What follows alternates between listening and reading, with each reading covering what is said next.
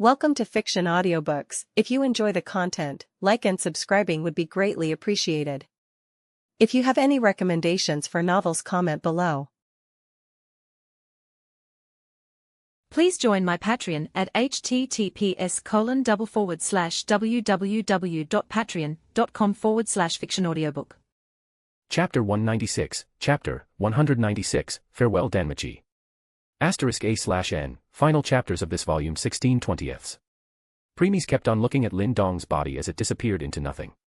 At this time, Twilight was done what she was doing and spoke. "Ho! Would you look at that?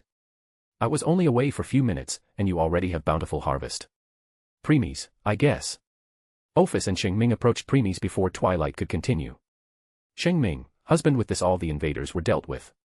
We should enter the portal before more of them come out of it." "Premies, I know. Anyway, do you need them?" Premies pointed at 8 ancestral symbols hovering in front of them. Just like Lin Dong said before dying, these ancestral symbols are completely useless to him. His current knowledge on these elements were a lot higher than what these symbols can provide him. Hence, he didn't mind giving them others. Still, Shing Ming shook her head in denial. "Shing Ming, instead of using different elements, I prefer to stick to one. I am sure little sister Ace will also agree with that. However, unlike us, you prefer you use different elements simultaneously. So, they will be more beneficial to you than us. Premies, keep them. They can help in a way you can never expect." Premies, ho! I am listening. As you know, after becoming omniscient you have knowledge of all kinds of elements, skills, and so on at master rank. However, you can only use this knowledge to max basic level since your existence level is still 2. Understanding what Twilight was getting at, he widened his eyes slightly. "Premies, you are saying these symbols can help me use them beyond basic level?" "Yes. They can work as a bridge and catalyst to make you use them at master level." Premies moved his gaze at the ancestral symbols. They have really turned into treasures all of a sudden. "Premies, what do I need to do? Currently these symbols along with the spear in your hand still very weak and can't handle your power. So, you need to make them stronger. Give me a minute." Premies decided to wait as told. Suddenly, he moved his gaze at a certain direction. From there he could see a tornado of black wind approaching him at astonishing speed. Soon, it reached his destination. Bellow. Groan. Roar. The tornado stopped at a certain distance. In the center of it he could see a motionless, severely injured, and blood-covered Ace. "Ace, glad to see you are fine, my lord." Premies' eyes became gentle hearing this. Even with her current condition she was more worried about him than herself. He disappeared and appeared in the center of that black tornado right in front of Ace. Violent winds produced by the tornado didn't even put a scratch on him. Next, he opened his arms and took Ace into his embrace. "Premies, I am fine. Now, you should rest too." "Ace, I can rest when we are done." "Premies, that's an order." "Ace, yes, my lord." Ace closed her eyes as her body relaxed. The tornado around them disappeared while she fell asleep in his embrace. "Ace, ZZ, ZZ, ZZ." Premies gently caressed her head while looking at her sleeping face with gentle smile. "Shing Ming, little sister must be very tired after the fight, yet she knew that her priority was to check whether you are fine or not." Premies, yeah. Shing Ming smiled before approaching Ace. "Shing Ming, let me heal her injuries, husband." Premies, no. I have a better solution. Come. Hearing his words, Shing Ming stopped, came close. Orberg sat on his left shoulder again. Next, Premies put 7-colored spear, ancestral symbols, and martial realm in his inventory before grabbing Shing Ming's hand. Space rippled and they disappeared from the battlefield. Next, they appeared in the home world. Premies laid Ace gently on the ground and walked to some distance. He also told Orberg and Shing Ming to not follow. Once creating some distance between them, he muttered. "Premies, come Aurora. Rush. Rustle. Howl." Origin force gathered around him before he came out in his God of Destruction form. Shing Ming felt herself attracted to him since destruction and life are husband and wife. While Orberg's eyes were filled with reverence. Dragons always respect strength. And because Premies this form surpassed even her, she had great respect for him. Hence Shing Ming and Orberg preferred Premies this form rather than his normal one. Premies raised himself in the sky at this time. Once he reached the desired height, he raised both of his arms. Wail. Whiz. Rustle. Origin force started to gather again. They condensed together in a certain distance and started to create something. Time went by. After few minutes and so, it dispersed, and a floating island came into being. The size of island was 200 meters with just grass on it. Thud. Premies landed on the island. After confirming that the island met his standard, he raised his hand again and lowered it in a next moment. Bang. Out of the 200 meter of the area, 185 meters of it was carved in. It now looked some sort of dry pond. Premies, Twilight, are you done? Yes. I was done when you were creating this island. So, what is it? Premies, I want to fill this pond with star elixir. Clever. Give me a minute again. Premies, MN. Swoosh. Ophis and Shing Ming also landed on the island and stood at his side. Currently, Ace was in Shing Ming's arms. Shing Ming, husband. Premies, give me a minute. Shing Ming, MN. After a minute. Done. I have filled one of the slots in inventory with star elixir. You can do your thing now. Premies, MN. Premies disappeared and appeared in the middle of the pond. Next, he opened his inventory and the liquid which appeared to have stars in it fell. Churn. Crash. Splash. Soon, the entire pond was filled. The diameter of the pond was 185 meters, and it was 10 feet deep. Premies then appeared in front of Shing Ming and took Ace from her before appearing in the middle of the pond again. He then started to caress her face gently. Premies, Ace, send your equipment back into your soul. Even though Ace was sleeping, hearing Premies' words, she subconsciously obeyed. Her equipment emitted a dim light before they returned to her soul. Premies looked at her full beautiful naked body in his arms and put her gently inside the pond. Premies then returned to Ophis and Shing Ming's side. He also undo his awakening and re-equip his midnight coat and elucidator. Giving the sleeping Ace one last look, he put Ophis on his shoulder and grabbed Shing Ming's hand. Space wrapped and they left again. After appearing back in the battlefield, Premies looked at Ophis. Premies, Ophis, there are some things I want you to do before we enter the portal. Ophis, what is it? Premies, first. Premies took out Martial Realm again. Premies, the souls of the women inside. Ophis floated down and touched the Martial Realm. Then she let it go and closed her eyes. It's true that when once the soul was destroyed and dissipated it can't be recovered. However, it's not a problem for Wachter.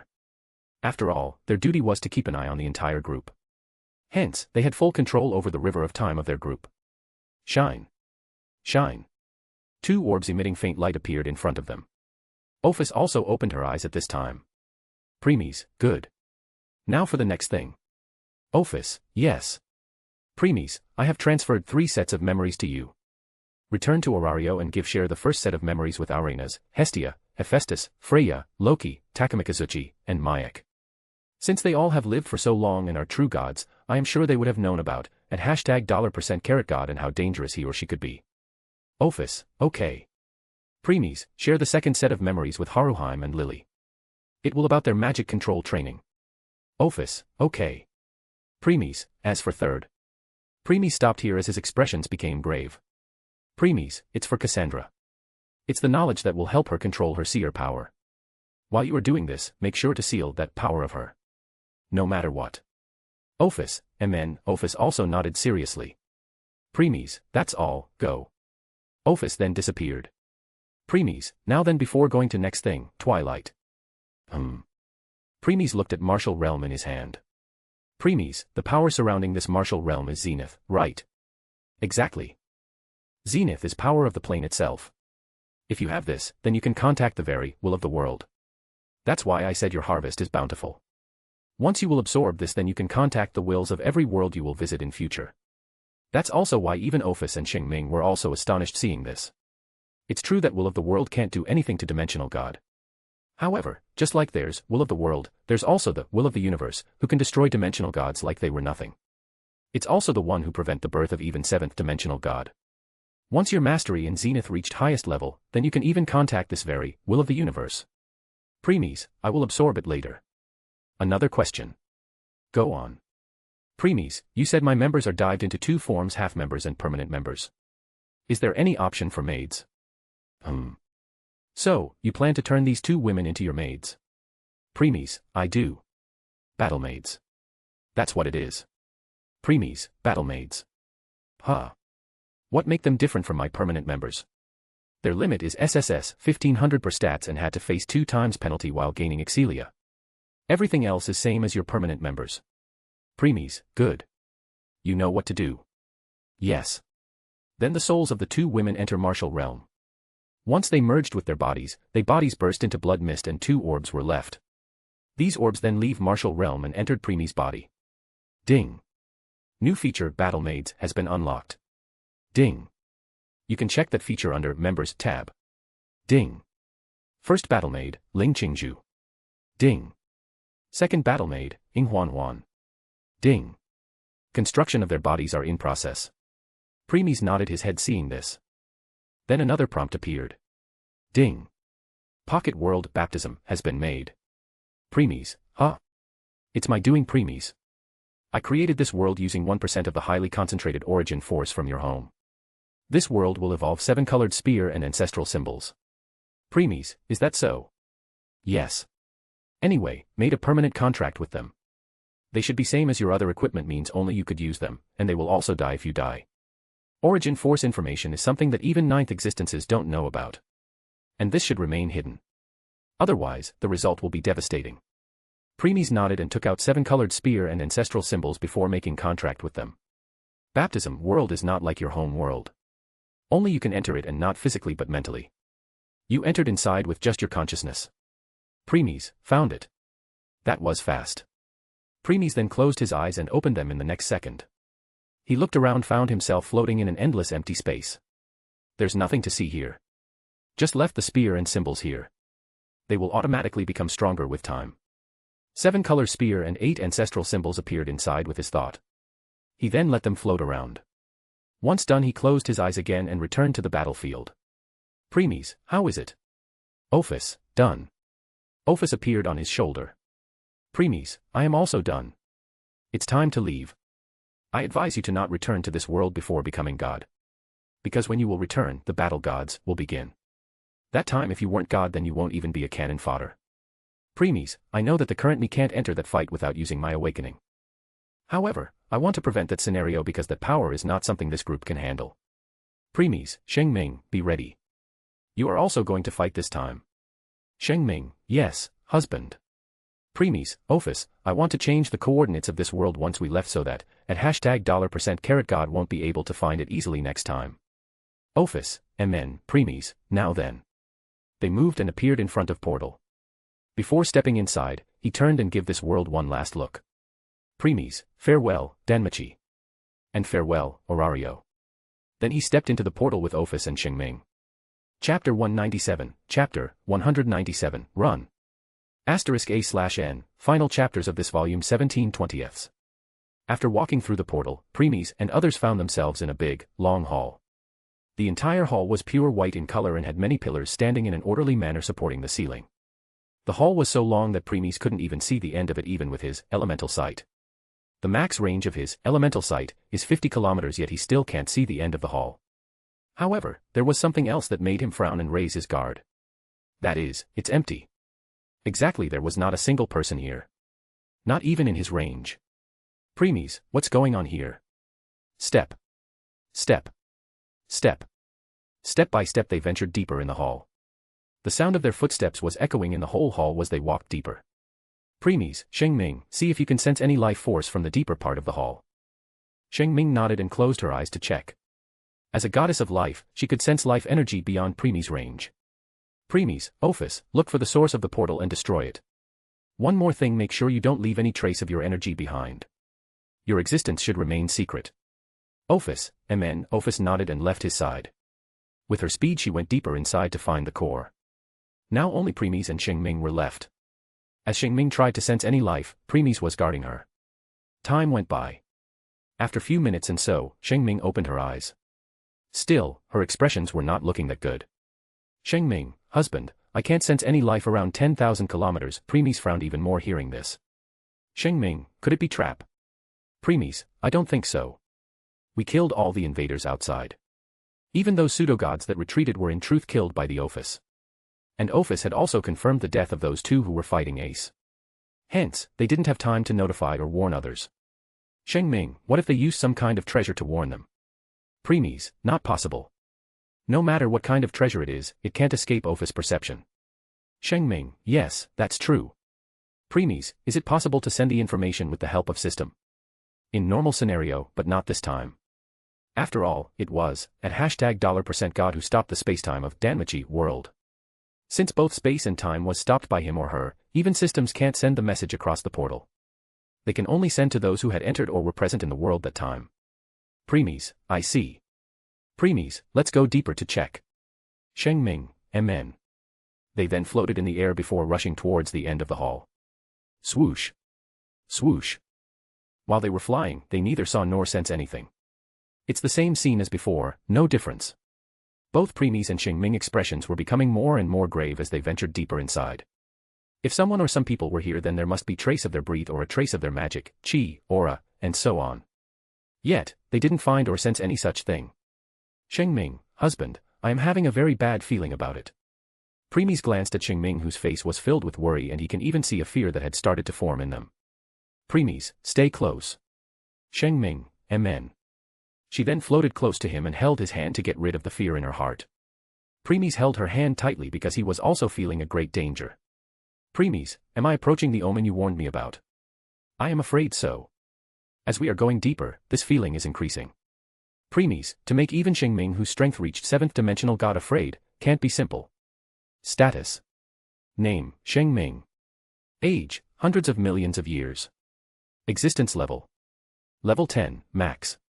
Strength, EX. Endurance, EX. Dexterity, EX. Agility, EX. C. Magic, EX. Per stats. Current level, 2. Overall, 20. Enhanced mode, 40. With equipment, 50. Basic rank, 51. Main skills, 3, max limit reached. Harmony, EX. Life manipulation I, EX. Blessing I, EX. Side skills, 1, haven't learned. Note, become 3rd level existence to increase your stats and skills further. Taking a look at her stats one last time, Preemies continued forward. After flying forward for some more, he stopped and got shocked looking at the spectator in front. There were countless corpses piled up in front. All of them had their eyes opened in horror as they can't even believe what they were seeing. Worse, there was not even a single injury on their bodies. So, how did Preemies and Shing Ming knew they were dead? Because neither of them were breathing nor there was any aura of life in them. Shing Ming was shocked witnessing this while Preemies' expression had turned gloomy. Unlike Shing Ming, thanks to his elemental sight, again, he can see something which she can't. He remained standing on his spot while Shing Ming approached them to see if there was any survival. She just needed to sense a slight ember of life force in someone to revive him or her completely. Preemies didn't stop her. Though, he knew that it's useless. If not 100,000, there were tens of thousands of bodies lying here. And their numbers stretched deeper into the hall. Shing Ming walked past many to these corpses to see if she could sense something, but to no avail. She then approached one of the corpses to check the reason of the death. However, when she touched it, Shing Ming, that corpse turned into sand and blew away. SHHHH. Shing Ming aghast seeing this and covered her mouth in horror. In fear, she took 2 steps back and hit someone. Looking back, she took a sigh of relief after confirming that it's Preemies. Still, her body was shivering. Shing Ming, husband. Preemies, all are same. Preemies swept his eyes over other bodies. Preemies, their inside are empty. There's nothing. No bone, no organs, no muscles, no tissues, no veins, and no blood. Shing Ming. Shing Ming trembled hearing this. She had neither seen nor heard of such thing before. Even in her memories, she had no such information. When someone died, they left an aura of death behind. Yet, no such aura was there either. She moved and hugged Preemies' arm tightly. Preemies, hide some information, otherwise, it will make her even more scared. Along with body parts, their power, soul, luck, karma, fate, destiny, and everything was gone. It's like someone or something had sucked them to the very last drop. And that's what left of them now. An empty container. After looking at these corpses some more, he approached one of them with Shing Ming. Looking at the person's clothing, it's not difficult to guess that he was a cultivator. Preemies crouched down and took the ring from his index finger. Since he touched it in the process, the body also into sand and blew away like other one before. SHHHHH. Preemies ignored that and put his full attention at the ring in his hand. This was the spatial ring commonly used by the cultivators to put their belongings in it. Preemies sent his power in a check. Inside, there were many treasures, pills, weapons, and so on. Nevertheless, just like the bodies, all the power had been drawn out from these things too. Why does it feel like? Preemies, No, it's nothing. Knowing Twilight, it will be useless to ask if she didn't wish to tell. Hence, Premies didn't force her to waste his time. SSSS. Turning the ring into mist. Premies and Shing Ming walked deeper into the hall. Shing Ming, considering this was not done, any of us and invaders won't kill their own people this brutally. Could this be the work of Premies, third party? Yeah, I am also thinking along the line. Shing Ming, amen, Premies, though, I am more shocked that, at $% God didn't make a move to save his or her people. Or he or she can't. Premies, I am listening. What if you will change the coordinates of this place? Or use some kind of treasure that can hide this place from his or her eyes? Premies, from my knowledge, in this group the treasures, artifacts, or other things who could accomplish such tasks can be counted in 2 hands. Even then it can only hide you for a few minutes or so. It will be a matter of time before, at $% God find you. What if those few minutes are all you need to accomplish your goal? Step. Step. Step. Step by step they kept on going deeper. With time the number of bodies started to decrease. They should be happy that they decreased, but they weren't. Premies, I am 90% sure that the invaders we killed at the outside were mere the cannon fodder. The people here were almost all dimensional gods. Shing Ming, I also think so, husband. Those who we saw at the beginning must be 4th dimensional gods. Then it must be 5th dimensional gods. And now since the bodies are decreasing, they must be 6th dimensional god or higher. Premies, 6th dimensional god is limit, Shing Ming. Universe won't allow the birth of 7th dimensional god no matter what. Premies, yes, even if you have system, you still can't become 7th dimensional god. Shing Ming, but husband, what if they got the help from real gods? Premies, still, not possible. Just to become 6th dimensional god, you need the faith energy from an entire galaxy. To become 7th dimensional god, you need the faith energy from countless galaxies. In more simple words, faith energy from half of universe is needed to become 7th dimensional god. Shing Ming, I see. Since you get faith energy from people who worship you, it can't be given to you by other party. Premies, yes. Still. Looking at the bodies of dimensional gods around, Premies sigh. Premies, I am sure this is the first time someone has slaughtered dimensional gods like this. Shing Ming, amen, Premies, just where did Ophis go? Why is she taking so much time? Premies, Ophis, did you find the source? Premies, Ophis, can you hear me? Premies, Ophis. Since you can't contact her, this means the source of the portal must be hidden in a different space. Or dimension. Premies, TCH, looks like that god was not just all brawn no brain.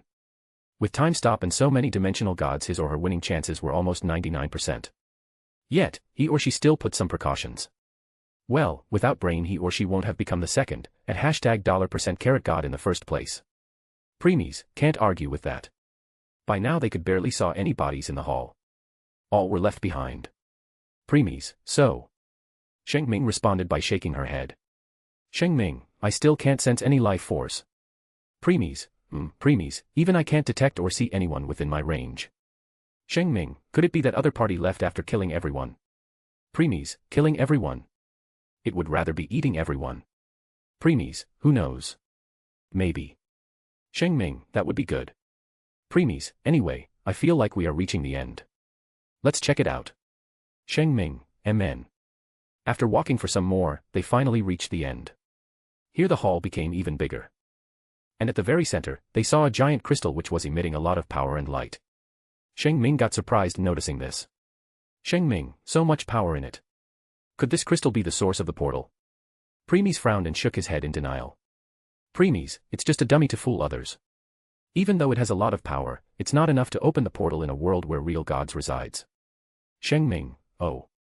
Still, how much power does this crystal contain? Premies, enough to rival even a 9th dimensional god. Shing Ming. Premies, let's return and wait for Ophis at the entrance. Since everyone are dead, we are done here. Then Premies turned and walked towards the path he came from with Shing Ming holding his arm. Shing Ming, should we leave that crystal like this without doing anything? Premies, let it be. That crystal is connected to this place so we can't take it with us. And if we try to destroy it then the explosion will not only destroy that hall but will also create temporal turbulence. Shing Ming trembled at the name of temporal turbulence. That's something even dimensional gods are afraid of. Premies, let's go. Shing Ming, amen. Premies turned his head and gave that crystal one last glance. However, all his movements came to a halt suddenly. Shing Ming became confused noticing Premies' behavior and turned her head too. Next, even her movements also came to a halt. Something or someone was standing just a single step behind them. None of them sense it. Even Premies failed to detect it even with his elemental sight, which he kept active all the time.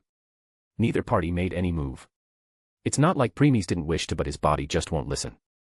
He had never felt just overwhelming fear before. To the point that even his body stopped all its movement. Cold sweat had appeared on his forehead as a chill of death crawled up his spine. Premies. Run. Chapter 198, Chapter 198, Unknown Life Form. *A/N, Final Chapters of this volume 1820. Twilight shout snapped Premies out of his thoughts. He then gathered magic in his left hand and launched at being. Boom. An explosion occurred. Nevertheless, Premies didn't waste time to check whether his attack did anything or not. He pulled Shing Ming in a bridal style since she was still too afraid to can't move, before escaping from that hall towards the portal. Swoosh. He streaked through the air at full speed without looking back. He can already tell that he was not that thing's match. Premies, damn. Damn. Damn. Just what is that thing? Even gods have information even though I can't read it yet. But that thing had no such thing. No information. How could this be possible? No wonder I didn't find him with my elemental sight. Since elemental sight can't read that thing information at all. Sensing some movements, he looked down and saw Shing Ming coiling her arms around his neck while burying her head in his chest. Her body was also shivering in fright.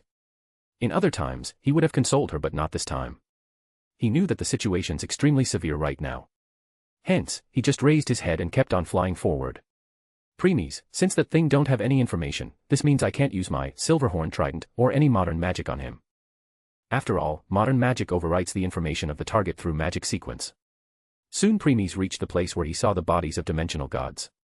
Once he flew past them, the wind force he produced through flying scattered all those bodies into sand. 3 Tomo in his Sharingan joined and formed a pattern. Once his Mangekyo Sharingan was activated, only then did he glance back. He can't depend on his elemental sight right now. Only the enhanced vision provided by his Mangekyo Sharingan can help him here. Seeing that it was not following yet, Premies looked in front again. Albeit he still periodically looked back time to time. Premies, looks like I need to use my awakening. Don't do that. Premies, why? I will explain later. However, remember this, Premies. No matter what or under any circumstances, use your awakening. And you must also make sure that Ophis won't appear in front of that thing either. Premies, are you insane? Neither can I use awakening, nor can I take Ophis' help. Then how do we survive? I know a way. Premies, go on. Ophis is the key to it. Even though she can't appear in front of it, she can still help while hiding. You just need to make sure that she won't use her power, which will reveal her identity as a 4th-level existence. Otherwise, she will be dead too. Premies, she will die too. A 4th-level existence like her. Twilight, I hope you have better explanation to it later. I will. I promise. Taking a deep sigh, Premies continued. Premies, so, I must make sure that the thing thought I get the help from at most some 3rd-level existence rather than 4th. Exactly. Premies, I see. However, currently your Empress is in different space or dimension. How will tell her that when you can't even contact her? Premies, I know how. B-dump. B-dump. B-dump. Heartbeats. She will understand your message with just heartbeats. Are you sure? Premies, 100%. Soon, Premies covered more than half of the distance. Half more before he could see the portal. Though, how could it be so simple? Premies suddenly stopped and looked in front. That being suddenly appeared in front of Premies and stopped his path. Premies' expressions became solemn seeing it. Premies, did he use spatial power? No. It's simply his speed. Premies only now took a good look at this being. The being was 7 feet tall. He had a white-colored bare chest. But his 2 long arms and legs were black in color. And instead of hand or feet, he had claws. The most important thing was that he didn't have any face. He had head, but there were no eyes, no nose, no ears, no mouth. Nothing. You can think of him like Okui or Asai for 3rd form, but without tail, wings, horns, hole in the chest, or any face. Premies flew back to make some distance. His vigilance was already all-time high. Premies, Shing Ming. Shing Ming. Premies, Shing Ming. Shing Ming. Premies, Shing Ming. Shing Ming trembled a little when she heard Premies shout in her mind. Shing Ming, husband. Premies, Shing Ming, I know it's difficult for you, but you must snap out of your fear. I need your help here. I can't defeat this thing on my own. Shing Ming. Preemies, gather your courage. Otherwise, it will end for both of us. Shing Ming. I will try. Shing Ming then took a deep breath and tried to suppress the fear in her heart. Once she confirmed that she was better now, she left Preemie's embrace and stood by his side. Looking at being fully for the first time, her fear almost took over again. Still, she tried her best to suppress it. Both parties remained silent as they studied one another. Preemies then moved his right hand behind and grabbed Elucidator's handle before drawing it out. SSH. Shine. A green light radiated behind Shing Ming as a giant tree appeared behind her. The tree was very big, was releasing a lot of life energy from it. This tree was Shing Ming's weapon, Tree of Life. As Preemies and Shing Ming were about to attack, that being finally spoke. Now that's interesting. Even though it didn't have mouth, Preemies and Shing Ming could still hear everything clearly. Hearing this voice, it's extremely difficult to guess whether it was of a man or woman. Or both. I never thought I will see an anomaly today. And two of them. Preemies. Shing Ming. Neither Preemies nor Shing Ming answered. But it seemed that being was not expecting an answer in the first place. It continued. Just how did you both do that? You both are clearly mortals. Yet. He looked at them even more intensely.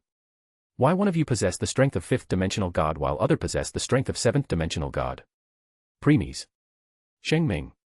Both Preemies and Shing Ming opened their eyes wide in shock. They never expected the being to accurate saw through their strength. It's true before Preemie's strength was that of 4th-dimensional god without using perfect holification before. However, after he killed Lin Dong, the Excelia he gained not only increased his level to 4 but also increased his strength to that of 5th-dimensional god. Status. Name, Preemies Rigla. Age, 19, more than billions of years. Existence level. Level 3 level. Strength, SSS, H. Endurance, SSS, H. Dexterity, SSS, H. Agility, SSS, H. C. Magic, SSS, H. Per stats. Current level, 2671. Overall, 8671, 9. Enhanced mode, 17,342, 18. With equipment, 20,342, 22. Grandmaster, 23,342, 25. With perfect holification, 40,684, 43. Main skills, 7, max limit reached. Aincrad Supreme 3, EX. The Primordial 1 3, EX. Truth Essence Steps 3, EX. The Eye That Reflects the Heart, Sharingan 3, EX, sealed. Weiss Lightning 3, EX. Hex Rend 3, EX. Side Skills, 3, max limit reached. Chef de Cuisine 3, EX. Morchus Artist 3, EX. Countertenor Cantor 3, EX. Asterisk note, become 4th level existence to increase your skills further. / Awakening. Perfect holification. God of Destruction V. Asterisk note, 2 seals remained. Become 6th level existence to unlock next seal. That was not the only thing. The thing which I am even more shocked about is that none of you has any connection with fate, destiny, luck, karma, and so on. How is this possible? Even as anomalies, that's impossible. Preemies. Shing Ming. After not receiving any answer from Preemies and Shing Ming, that being shook its head and continued. Oh, well. You don't need to speak if you don't want to. I will know everything once I will eat you both. Saying till here, it moved. Swoosh. Before Preemies could react, he only saw a tail of shadow and then received a punch on his chest. Pow. Preemies, GUH. Crack. Whoosh. Bang. Bang. Sound of bones cracking was heard before Preemies was thrown away while breaking many pillars in the process. However, just when the being was about to move. Thud. A wound appeared in his body chest as he stopped and looked at it. Shing Ming, husband. Swoosh. Shing Ming charged towards Preemies' direction, caught him and used her strength to nullify the force. Once Shing Ming established him, Preemies gathered the magic in his elucidator and launched Hex Rend at the being. Because the being was looking at the wound of his chest, it only dodged Preemies' attack at the last moment. Slash. Still, the attack touched it and left a slight deeper wound than the one before. The being stopped again and looked at its new wound now. While Preemies and Shing Ming who were looking at it frowned. From those 2 wounds, they didn't saw a single drop or something which can be considered blood came out. Like it didn't have any blood in it. Finally, that being raised his head and looked at Preemies. Then he looked down again. This time, he looked at its own hand which he used to punch Premies and the feeling it felt that time. Looks like along with you, your sword and coat are also anomaly. If I connect the dots, then I think your coat not only nullifies 18% of my attack but it also reflected another 18% of it. In other words, it nullifies by attack by 36%. Premies. Origin Force, Midnight Coat. Type, Armor, Cloth Armor. Rank, I. Defense, 3004. Soulbound, Premies Rigla. Abilities. Indestructible, EX. Invincibility, DC. Damage Reflection, DC. Details. Invincibility, C. Nullify 18% of the damage taken. Damage Reflection, C. Reflect 18% of the damage taken. Reflected damage will do true damage and is guaranteed hit. As for your sword, it bypassed 40% of my defense. Your sword must have the ability to bypass or ignore 40% of the defense. Like true damage. I suppose. Premies. Origin Force, Elucidator. Type, Weapon, Long Sword / One Hand. Rank, I. Attack, 3004. Soulbound, Premies Rigla. Abilities. Indestructible, EX. True Damage, DC. Acute Reflexes, DC. Details. True Damage, C. Ignore 40% of defense.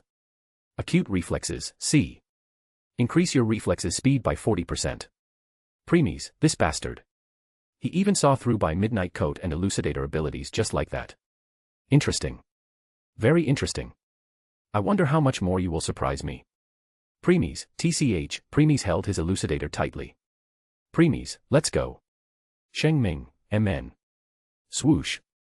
Premies moved and appeared in front of it and attacked. Clang. The being stopped it with its claw. Premies attacked again and when the being was about to stop it again. Fwoosh. Fwoosh. Fwoosh. Many branches of tree filled with life energy attacked it. The being moved to dodge them but Premies was right behind. Swish. Clang. Swish. Clang. Slash. Clang. Deflecting Elucidator with force and dodging all those branches effortlessly, it looked at its new wound. It only looked at it for a second before turning to Premies again. Looks like that sword of yours also increase your attack speed, no, reflex speed by another 40%. Premies. Premies gritted his teeth in frustration. He hadn't even started yet, and all his strength and abilities of the equipment already been seen through. He then shook his and took a deep breath to calm himself down. However, when he was about to move. Premies, cough cough cough HRRGH. He started to cough violently as blood came out of his mouth. Let alone mouth, it was also coming out of his chest. Premies touched his blood-covered shirt underneath his coat and got startled. Premies, what's going on? Why are my wounds not recovering? On the contrary, they are becoming worse. Chapter 199, Chapter 199, Tough Battle. *A/N, Final chapters of this volume 19/20. This being attacks not only negate regeneration but also make the injuries worse. On top of that, it also decreases the effects of potions, pills, recovery spells, or so on by 95%. Premies can't believe what he just heard. His body, the primordial one, provide him hyper-regeneration.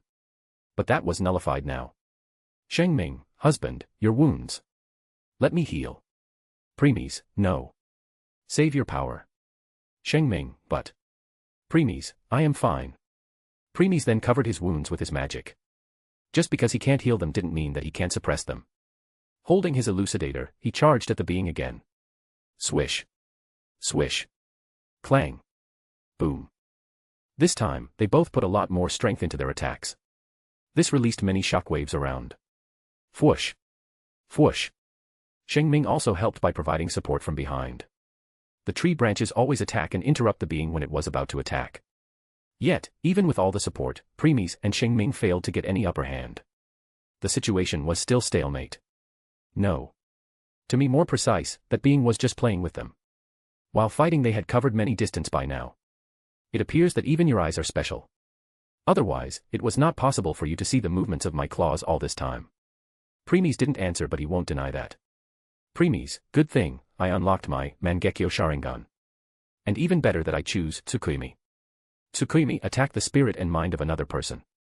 Because of that once it was unlocked it also increased its own user's mental power. This greatly decreased the burden my brain would have taken to follow its movement. Damn. I can't even blink in this fight since my elemental sight has become useless here. As he was exchanging blows, Preemy sensed high magic gathering behind. Shing Ming brought both of her hands together and was preparing an attack. However, it will take time. Preemies, I must sure that this being doesn't interrupt. Crackle. Oh. Slash. After deflecting another attack, Preemy suddenly moved and disappeared. He appeared at the being's behind and slashed. The being turned and stopped it with its claws. Clang. Crackle. Swoosh. Preemies disappeared again and attacked from different side this time. Clang. Yet, it was still stopped. Preemies disappeared again and kept on attacking from different sides, angles, patterns, and so on. Still, it was stopped every time. Though, the good side was that it put the being completely on defense for now. That white lightning you are using to increase your speed is somewhat different from normal one. Clang. Crackle. Swoosh. Looks like you personally created it. Clang. Crackle. Swoosh. By combining 5 elements. Fire, water, earth, wind, and lightning itself. Clang. After one more clash, Preemy stopped and looked at it. He was no longer surprised, because no matter what he will use, this being only need a glance to saw through it. Crackle. Roar. Pest. Crackle. Currently, Preemy's had Weiss lightning arcs around him. It was his strongest form if he didn't use perfect holification. Weiss lightning around him was just like how Super Saiyan 2 had lightning around them, that's all. It was the result of his perfect control over it. Shing Ming, husband, I am ready. Preemies, wait for the timing. Shing Ming, MN. He moved again and attacked. Slash. Clang. Alas, the result didn't change. They kept on exchanging few more blows before Preemies pointed his left hand towards it. Crip. Sound of thousands were heard, as Weiss Chidori appeared. Next. Jingle. Rattle. Clank. Clank. Many chains made of Weiss lightning came out of it. Those chains bound the being tightly. When it was about to break them. Whoosh. A big attack made of life energy shot by Shing Ming at it. Hence, before the being could do anything, it hit it right on the chest. Kaboom. A huge explosion covered the hall. Crackle. Preemies appeared at Shing Ming's side, grabbed her hand, and charged straight towards the direction of the portal. None of them turned to check the result. Because they already knew it was not enough to bring the being down. They just hoped that their attack could delay it somewhat. Shing Ming, husband, I tried to use my life-stealing power on it to check whether I can kill it that way. But there was no life energy in it. Preemies, looks like it was neither dead nor alive. Shing Ming, undead. Shing Ming frowned while thinking about it. But Preemies shook his head in denial. Preemies, no, not undead. That's for sure. Because undead beings are still afraid of life energy. But it was not. Shing Ming, that's true. Then just what it is. Preemies, sorry, but I don't know either as of yet. We are here. Hearing Preemy's words, Shing Ming looked in front and took a sigh of relief seeing the portal. Still, she didn't let her guard down. I was right. You never planned to defeat me in the first place but were planning of escaping. The being suddenly appeared in front of them, touched both Preemy's and Shing Ming's chest. Boom. Preemy's and Shing Ming, HRRGH. The force behind the touch was so much that it not only injured both but also threw them from the opposite direction of the portal. However, that was not the end. As they both were being blown away, the being appeared in the middle of them and released an energy attack from both its hands towards Preemy's and Shing Ming's back. Boom. Boom. Preemy's, ack. Shing Ming, coup. 2 explosions occurred through the hall as the explosion threw both opposite of each other and towards the wall. Bang. Bang. Step. Finally, the being stood in the middle of the hall while looking at Preemy's and Shing Ming, who were plastered at the right and left wall. It then looked down at his body. There were some minor injuries which was done by Shing Ming's attack and 2 more which he received from the damage reflection of Midnight Coat. Though all the injuries had already started to heal at this point. The being then turned and looked at the Preemies, who was still plastered on the wall. That was a close one. I nearly thought you both will succeed in escaping. Step. Step. Step. Step by step it walked towards Preemy's. When it was just under the wall where Preemy's was plastered on, it spoke. If there is something else you have in your sleeves, then go on. Otherwise, it's time for you to be my meal. He then floated in air and approached Preemy's. Next, he extended its hand towards him. I guess that's all. Godo. Godo. Godo. Godo. Boom. Boom. Boom. Countless trees came out of the ground. One of them came just underneath the being's feet. It hurriedly jumped back and dodged. Shing Ming, stay away from my husband. The being turned and looked at Shing Ming, who was floating in sky while radiating a lot of life energy. The giant tree of life was also radiating a lot of life energy from it. Since the being didn't have face, Shing Ming can't saw its expression. However, inwardly the being was surprised. Not because of Shing Ming's power but of something else. How is this possible? Compared to him, she has a lot less injuries. My attack almost kills him while she only had some superficial wounds on her. The being looked at Shing Ming wounds and went deep into its thoughts. It thought about the damage it had done to her. Her strength. And finally understood everything. So, that's how it is. Even your garb is special. Even though compared to your husband coat, who in a way nullifies 36% of the damage, your garb reduces the damage. And by 90%. Where did you both get such things? Shing Ming. Shing Ming didn't reply. However, she was also astonished inwardly.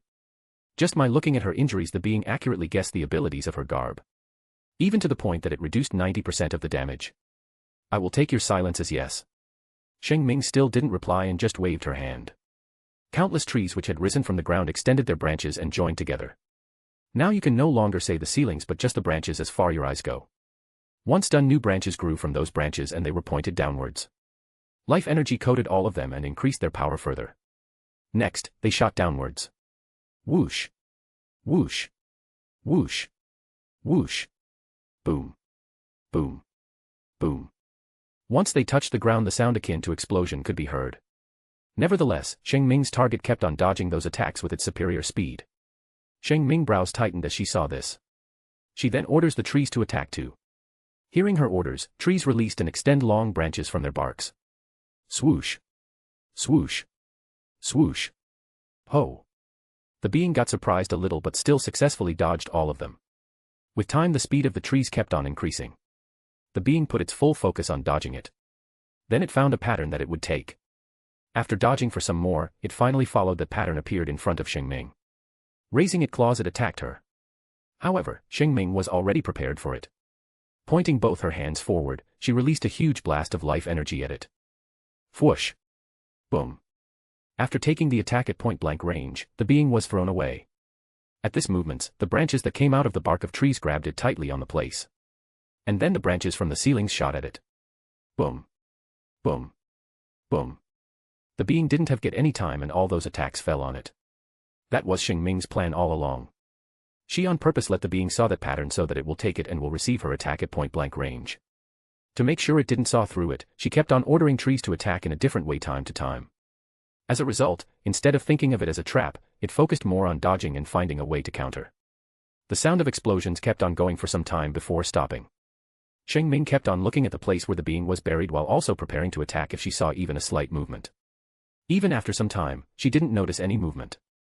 However, just when she was about to turn to check premies, not bad. She heard a voice behind her. Hearing this, she opened her eyes wide in shock. And then. Shink. Splurt. Shing Ming. H. She let a loud scream as the being buried its claws into her naked shoulders. Even if the garb provided her with 90% damage reduction, the damage this was too much that even the remaining 10% damage injured her severely. Whoosh. The tree of life behind her attacked the being with its branch. But now the being had already pulled out its claws and jumped back to dodge. Whoosh. Whoosh. Whoosh. The trees had already started to attack again. Though, the being dodged them easily again. Shing Ming gasped for breath as she looked at her shoulders, which were releasing blood. When she tried to touch them, she needed to bite her lips to not scream again. The pain she experienced was so much that she nearly lost her will to fight.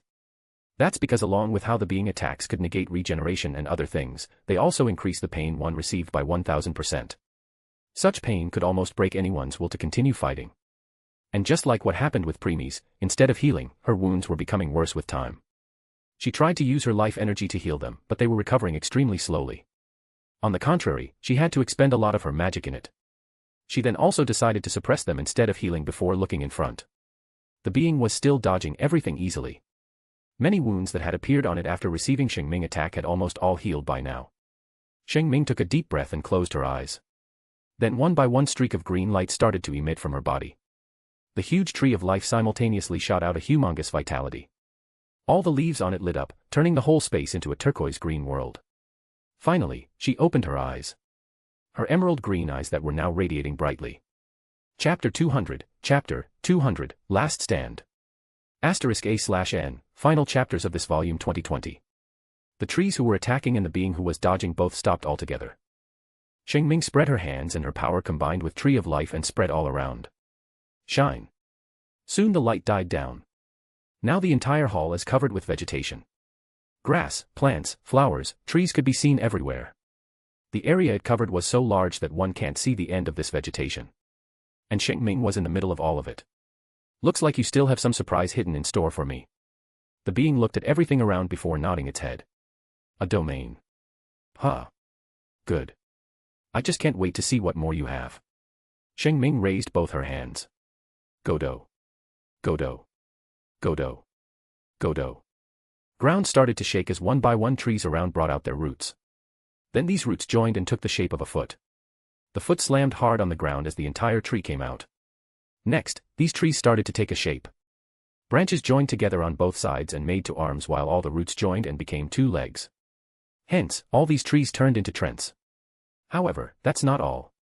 The pillars that were in the hall and those that broke before, all also started to join and became golems. Now the army of the trents and golems were surrounding Shing Ming to protect her while also surrounding the being to kill it. Godo. Godo. Godo. Godo. More trees rose out of the ground. Though this time, instead of becoming trents like others, they extended their branches and covered the ceilings again. So, you even know how to use animation. Huh. Well, let's see. In this domain, these trents will kept on receiving energy. Because of animation, even if I destroy these golems, they will stand up again. And since both trents and golems have high strength but low speed, you covered it by making that ceiling again, which will keep on shooting branches at me at high speed. Overall, a perfect formation. Good. Good. Good. Now let's see how long this formation can last. Whoosh. Whoosh. Whoosh. The fight started again. Countless branches were shot from the ceilings. The being kept on dodging like before. However, suddenly, an attack came right in front of it. The being twisted its body and dodged Trent's attack at the last moment. Bang. Trent's attack landed on the ground as the ground shattered. The being then attacked with its claws and cut that Trent into pieces. Shin. It then raised its hand and caught the attack of the golem and released a shockwave that destroyed it completed. It then moved and started to dodge the attacks coming from the sky. Whoosh. Whoosh. Whoosh. Time went by. The fight kept on becoming more and more devastating. Few minutes later. The being was standing in the middle of the broken pieces of golems, trents, branches, and so on. It had many injuries on it but nothing serious. And they had already started to heal again. Drip. Drip. Drip. Right opposite to it, the sorry figure of Shing Ming could be seen. From head to toe she was covered in many serious wounds. And these wounds were becoming more serious over time. During the whole fight, the being succeeded in landing many attacks on Shing Ming. Currently she was barely standing. That was a fun fight. I have to say. So, shall we end this now? Shing Ming, HNNGH. Shing Ming gritted her teeth and released her power again. One of the partial destroyed golem raised its arm and punched. Still struggling. Huh. Shin. Boom. The being destroyed the golem casually and appeared in front of Shing Ming before attacking. This attack was enough to end life. And that's what it did. Shin. Splurt. The claw penetrated through the chest and destroyed the heart. Shing Ming opened her eyes wide as blood fell on her face. The blood of Premies. Premies was standing in front of her as the claw of the being entered his back and came out of his chest while destroying his heart in the process. Shing Ming, HHHH husband. Premies, HRRGH. Instead of reply, blood came out of his blood. Premies showed a reassuring smile to her and spoke. Premies, prepare your strongest attack. Shing Ming, be but. Premies, I will be fine. Shing Ming, how? Your HH heart is. Shing Ming choked at her own words even while talking in mind. Premies, I will be fine. Shing Ming. Shing Ming didn't respond. Her eyes were already filled with tears as they fell down her face like stream. Boom. Premies released a burst of magic from his body and pushed the being back. After giving Shing Ming one last smile, he turned and walked towards the being. Shing Ming could only see Premies' back as he kept on walking forward. Step. Step. Step. The being saw as Preemy step by step walked towards it. Then it also started walking towards Preemy step by step. Step. Step. Step. There was a big hole in the middle of Preemy's chest. Shing Ming could see the being walking towards Preemy's from that hole clearly. This hurt her even more.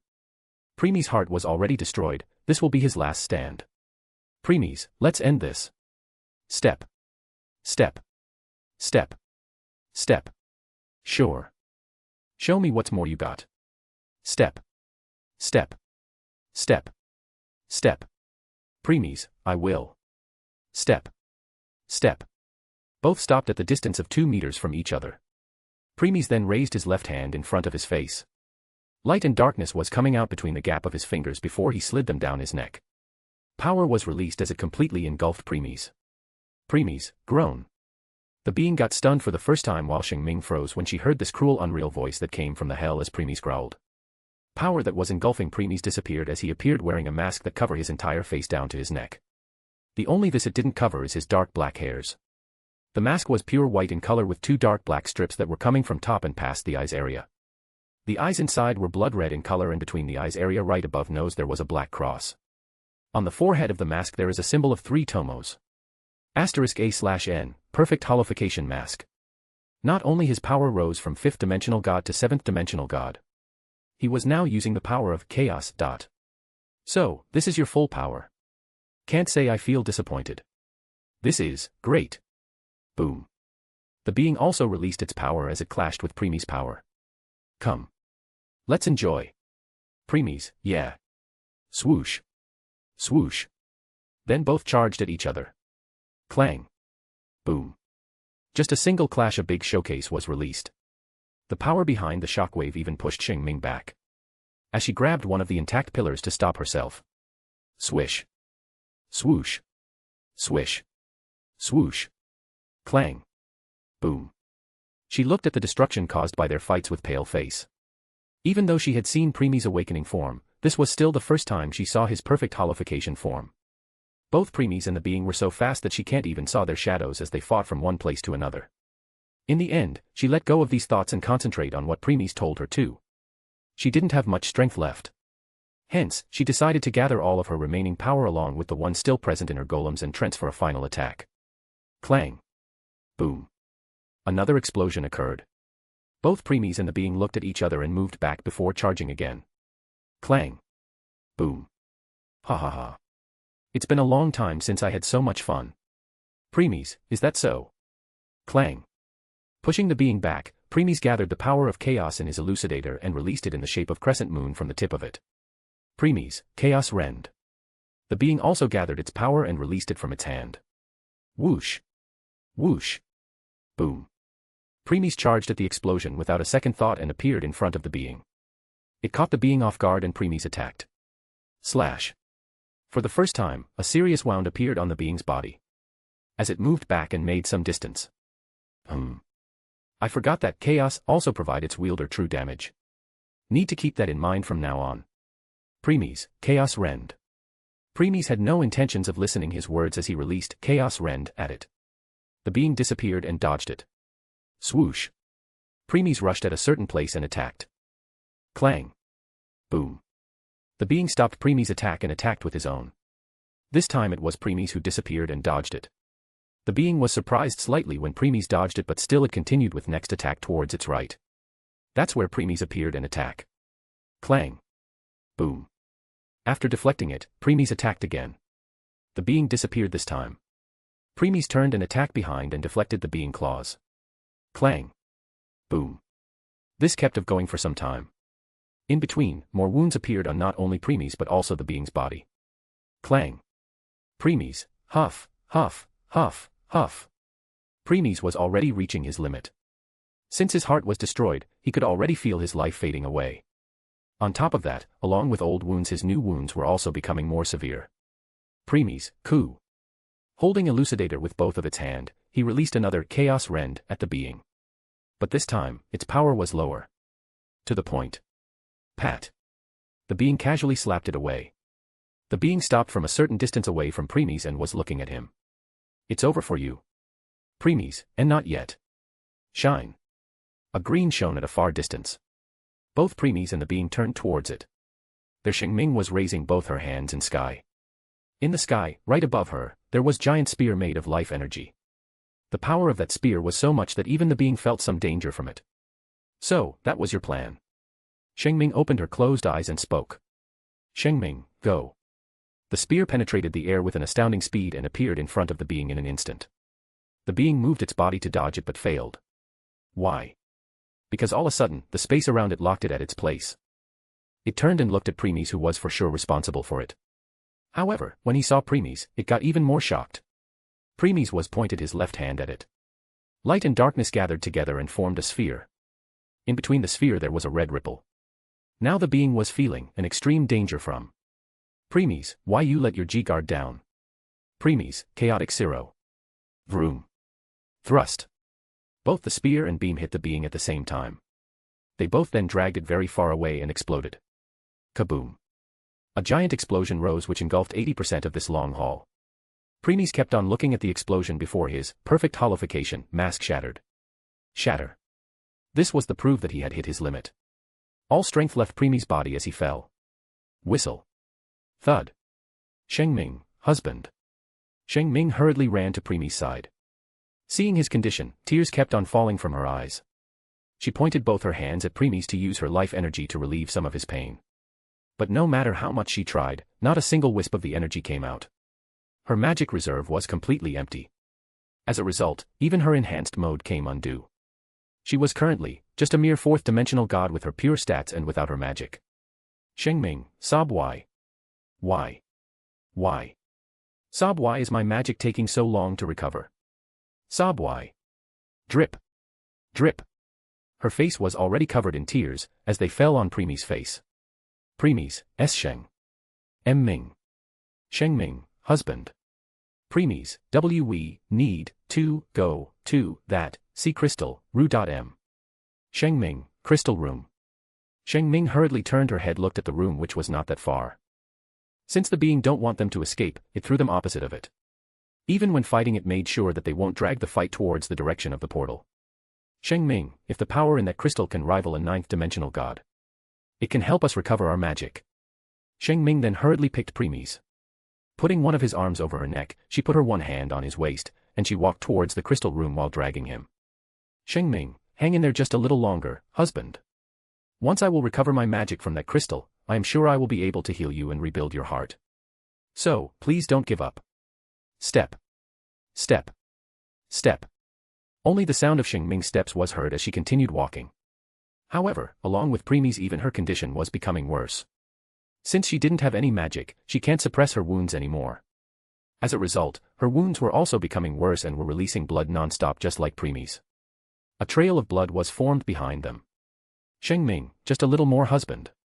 We are reaching our destination soon. Preemies. Neither hearing nor sensing any movements, she looked at Preemies. And her heart shattered into millions of pieces. He was no longer breathing. Even the light in his eyes had died down. Clear indicating that he died some time ago. Sheng Ming, husband. All strength left Sheng Ming's body as she fell on her knees. Tears showed no sign of stopping as she saw Preemies' dead body in her arms. Her mind was blanked out witnessing this. In the end, he still died. Sheng Ming. Sheng Ming trembled violently when she heard this voice behind her. Boom. Sheng Ming, ack. The being who appeared behind released a burst of his power and threw Sheng Ming's away. Sheng Ming rolled on the ground to some distance before stopping. She raised her head and saw the being looking down on Preemies' body. The current condition of the being was not that good. His body was covered in many wounds. Some of them were very serious. Yet, it ignored them and just looked at Preemies. It was a fun. Now it's time for me to have my meal. The being then grabbed Preemies by his neck and raised him. Sheng Ming, don't touch him. Sheng Ming shouted angrily at the being. That's all she could do since currently she barely had a strength to get up. Don't worry. After eating him, you will be next. That time you can have a heartful reunion with your husband inside by body. Now, bon appetit. Sheng Ming, and oh. Crackle. Roar. Ack. Ugh. What? A bolt of lightning came out of Preemies' body and hit the being when he had least expected. The being was thrown back. Once he stabilized his footing. He saw Preemie's body which was still floating in air. 8 lights shot out of him, as the 8 ancestral symbols started to rotate around him as if protecting him. Then one of the symbols, life-death ancestral symbol, released life energy which was then absorbed by Preemie's body. Slight light returned in Preemie's eyes, as he raised his right hand which was still holding Elucidator and released a hex rend at the being. The being was still paralyzed after receiving an attack of lightning from Thunderbolt ancestral symbol. Yet, it still used its full power to move even so slightly to dodge it. Slash. It succeeded. But still 20% of the attack still injured it as new wound appeared on its body. Not bad. You almost got me there. Preemies, and no. Preemies turned his head and looked at the being. There was a triumphant smile on his face. Preemies, I win. Shing Ming. As both the being and Shing Ming were becoming confused, they heard a giant explosion. Crack. Shatter. Boom. The crystal in the big room shattered and exploded. The explosion destroyed all the space around it. And the result? Growl. Roar. Rumble. Woo. Temporal turbulence. That was your aim all along. Preemies, hee hee. Preemies let out a small laugh as his body fell and the ancestral symbols returned into his body. Crack. Bang. Since they were already close to the crystal room, its attraction force reached their location in a fraction of a second. Coup. After receiving the last thunderbolt, the being was the closest of the 3 near the temporal turbulence. And since the paralysis was still in effect, it can't even resist and was soon pulled by it. Second was Preemies. Now that he longer had any strength left, he also can't resist it. Though, there was already some there to protect him. Shing Ming, husband. Shing Ming ran and caught Preemies in her embrace. She then hastily grabbed one of the pillars to resist against this pulling force of temporal turbulence. Shing Ming, ack. Crack. Cracks had already started to form on that pillar. But Shing Ming still didn't let go. Don't think it's over. Shing Ming hurriedly turned back and saw the being charging at them. Paralysis was over by now. So, it attacked Preemies and Shing Ming, who can't resist anymore. Shing Ming turned pale as she saw in horror at the being which was approaching them repeatedly. Preemies, it's all right. Shing Ming, husband. Shing Ming lowered her head and saw Preemies, who had a reassuring smile on his face. This smile calmed her down. Preemies, did you forget what I said? I win. This means it's over. Whoosh. A giant attack came from the opposite of the temporal turbulence and hit the being. Kuah. The being for the first time let out a loud scream. The attack not only pushed it at the very center of temporal turbulence but also destroyed 50% of its body. You have the help of a god. Preemies, never say I didn't. Preemies, perfect timing, Ophis. Shing Ming, husband, was that eldest sister? Preemies, yes. Now that the being was at the center of the temporal turbulence, it could no longer escape.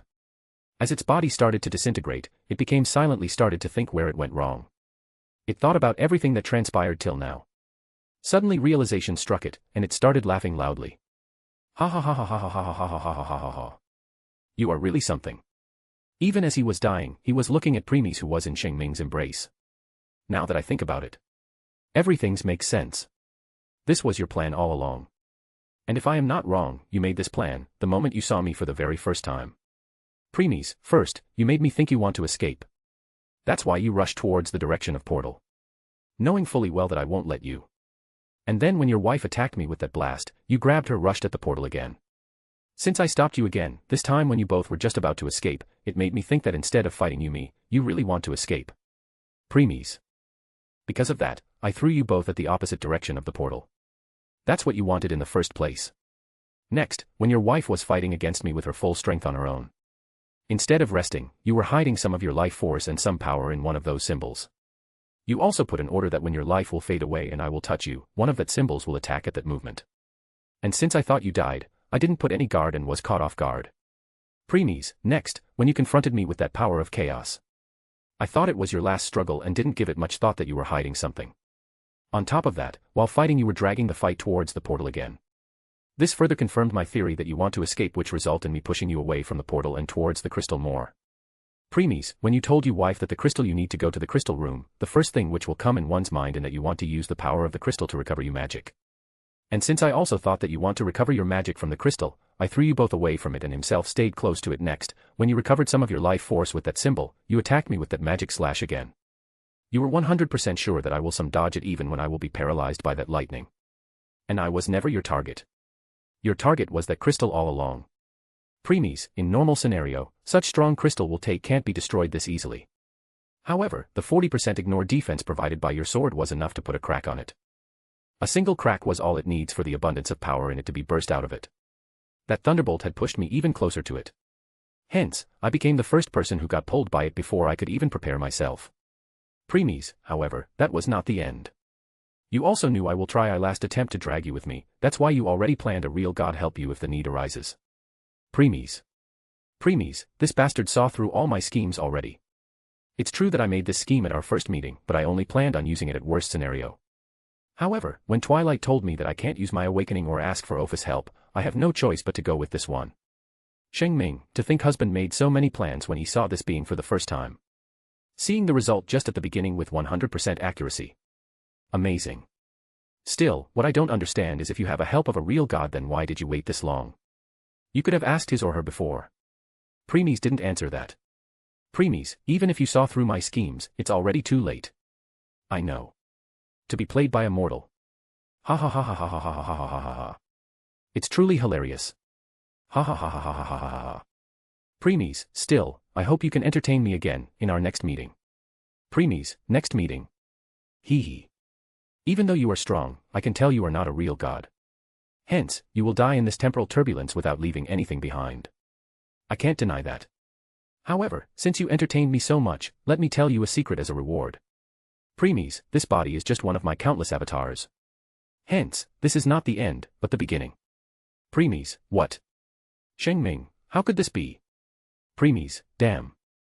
If this was just one of his countless avatars, then just how strong is the real body? You have already become the top food on my priority list. And I won't let you go. No matter where you go, I will find you. Premies, then I will be waiting. Hee hee ha ha ha ha ha ha ha ha ha ha ha, let's meet again soon. The Black Swordsman. Then the being's body was completely destroyed by the turbulence. Shing Ming, husband. Shing Ming spoke with worry clearly visible in her voice. Premies, don't worry. It will be fine. Shing Ming, crack. More cracks started to appear on the pillar that Shing Ming was holding. Premies, let it go. Shing Ming didn't understand Premies' reason but still let the pillar go as she had blind trust in him. She hugged Premies tightly as they both were pulled in by temporal turbulence. However, before they could get swallowed, Opha's came. Swoosh. She grabbed both Premies and Shing Ming took them away. During the whole time, Premies' attention was on the temporal turbulence as he thought of the being's last words. Premies, could this be the beginning of our long fight? Then he closed his eyes and let the darkness took over. *A/N, that's the end of the volume 2. I want to thank everyone who read my novel till here. Next world will be Akame Ga Kill. However, it will take some time since I haven't started writing it yet. I will do it once I am done rewatching the anime and rereading the manga. That's all. Thank you all and Happy New Year. Chapter 201, Volume 3, Chapter 1, Prologue, Part 1. *A/N, for every 150 Power Stones extra chapter will be released on the last day of each month. Extra chapters on February 28 equals 0. Premies, Premies finally opened his tired eyes. His eyes were as black as abyss. Clearly indicating that his Sharingan or elemental sight was currently deactivated. Not only that when he tried to move his body, he felt extremely weak. He then raised one of his hand, brought it in front and made a fist few times before sighing. Premies, it's the same weakened feeling I felt when I initiated Abyss Trial for the first time. Finished speaking, he raised his tired body with great difficulty. Once he stood up, he looked at himself and found that he was not wearing his equipment but some casual clothes. Next, he looked around to check his surroundings. There was nothing but endless void around him. No matter where he looked, the result remained the same. Raising one of brows, he started walking. Step. Step. Step. Step by step he kept on walking forward. Nevertheless, no matter how far or how long he walked, the surroundings didn't change. Only endless void greeted him. Premies didn't care one bit and kept on walking forward. His body was becoming weaker, yet he didn't stop. Time went by. Seconds turned minutes. Minutes turned to days. Days turned to weeks. Weeks turned to months. Months turned to years. Premies now looked like an old man whose body could fall at any moment. Still, the fire in his eyes didn't diminish one bit. Decades went by, but Premies didn't stop. And then he saw a light in the far distance. It was a very weak light which could extinguish at any second. Still, just like Premies, that light kept on releasing its weak shine without giving up. As Premies kept on approaching it, the light radiated more and more. Centuries went by. Premies finally reached the light after painstakingly walking for more than 1,000 years. Standing in front of it, Premies stretched his withered hand towards it. Shine. The light intensified and Premies grabbed it. Wail. Wah. Bellow. Premies now found himself in the middle of a desert. Hot winds and sands were blowing all around. Sun was scorching hot above. Even the ground was the same. Looking on the ground, the old man Premies saw his bare feet in the hot sand. He could feel the extreme hot sensation on his skin. The heat was also traveling from his feet to his brain, making him dizzy. Premies grabbed his head and shook it to get rid of this dizziness and started walking again. His entire body was sweating profusely, his breathing was haggard. But he ignored all of this and kept on walking forwards. Another 1,000 years went by. Premies finally reached the light source which had appeared years ago. Grabbing it, and he now found himself in another place. Growl. Splinter. Hiss. Icy wind was blowing all around. This time, Old Man Premies was at the foot of a huge ice-covered mountain. He raised his head but can't see the end of the mountain. So, he started again. The journey to reach the top. Temperature kept on falling as he climbed higher and higher. Finally, after another 1,000 years, he reached the top and grabbed the light. Next was volcano. Then was endless darkness, and then it was an empty space. Premies walked through all of them by the time 3,000 years went by and finally grabbed the light again. Boom. This time, the entire space shattered. Unlike before, the situation this time was completely different. Premies' old body, which could be destroyed with just a mere gust of wind, started to become strong. Its vitality kept on recovering and increasing. Once it was fully revigorated, Premies returned to his young self. Midnight Coat, Elucidator, and Sharingan all returned. With this, Premies finally returned to his peak. Making a fist few times to feel the same feeling of power, Premies smiled and looked in front. 8 colored lights glowed and appeared in front of him. 8 ancestral symbols. Though they appeared different now. Unlike before, they were not in kanji but a symbol representing the element. Like ice, fire, lighting, and so on. Ding. Ding. Ding. Premies moved his gaze from the ancestral symbols to Twilight Prompt. Welcome back, Premies. And congratulations on clearing the trials of incantation symbols. Premies, incantation symbol. Did you mean ancestral symbols? Nope. I literally mean incantation symbol. Premies pondered for a few seconds before opening his mouth. Premies, so, they evolved. Yup. After you became their master, not only do they evolve but also turn from ancestral symbol to incantation symbol. Premies, Must be because I use magic instead of chi. Exactly. Premies, I see. Premies turned to the now known incantation symbols and looked at the 2 specific ones.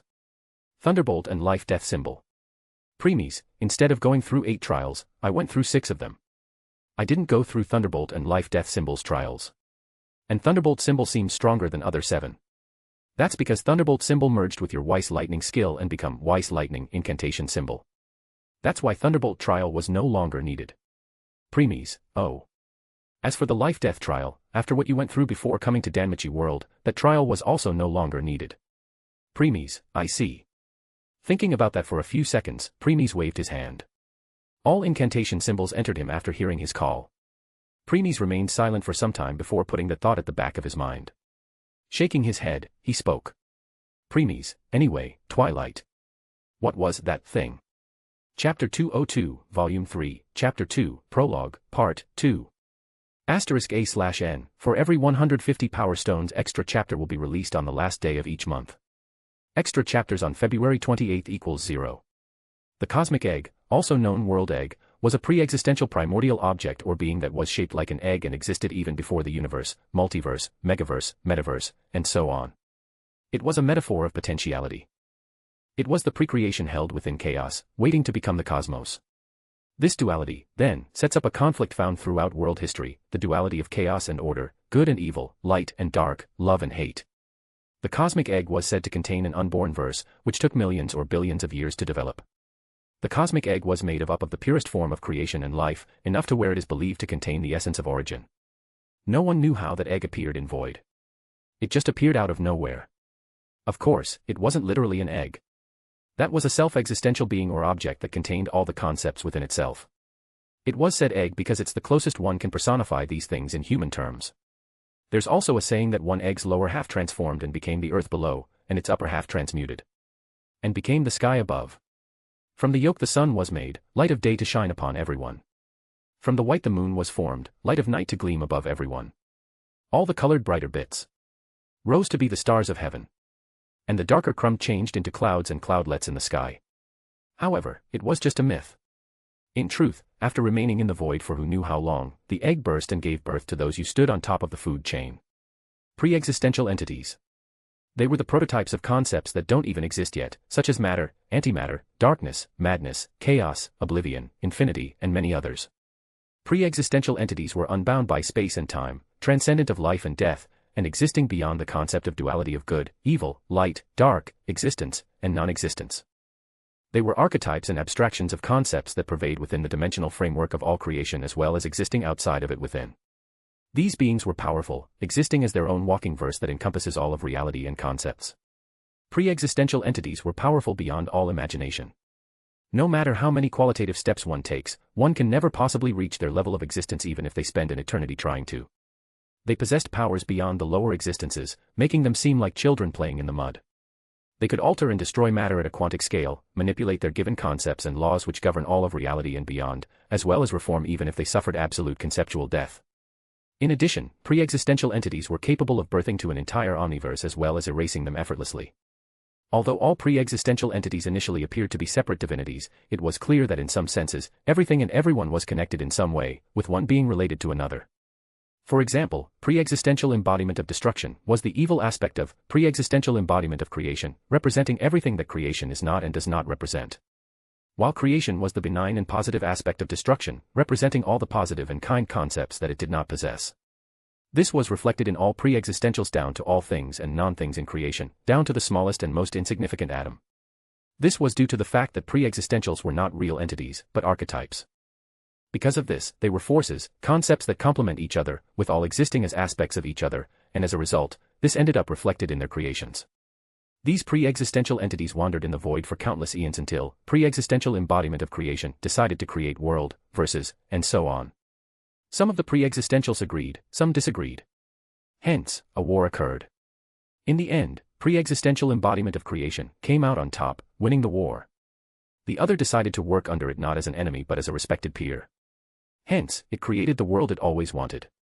Countless worlds, verses, life were born. It was a peaceful time. However, one of defeated pre-existentials didn't like what pre-existential embodiment of creation was doing. Its pursuit was something else. It wanted all pre-existentials to, instead of wasting time on creating inferior life forms, they should focus on something else. Like Cosmic Egg. According to it, since Cosmic Egg gave birth to all of them, it means that it possessed the power of a highest order. Something they didn't know of. However, no one answered. First, it was because Cosmic Egg was no more. Second, they didn't want to go against the thing which gave birth to them. That pre-existential then spent countless eons in void to find any clue. And what it found shocked it to its core. It didn't find any clue related to Cosmic Egg but the Cosmic Egg itself. It was later concluded that the Cosmic Egg didn't destroy when it gave birth to pre-existential entities. It rather disappeared in the endless void. Elated by this, the pre-existential informed this information to others.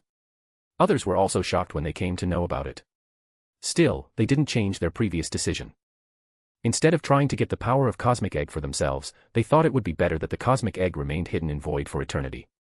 However, this thought didn't sit well with the who wanted to study Cosmic Egg to understand and gain its power, which had high chances of letting it evolve beyond pre-existential.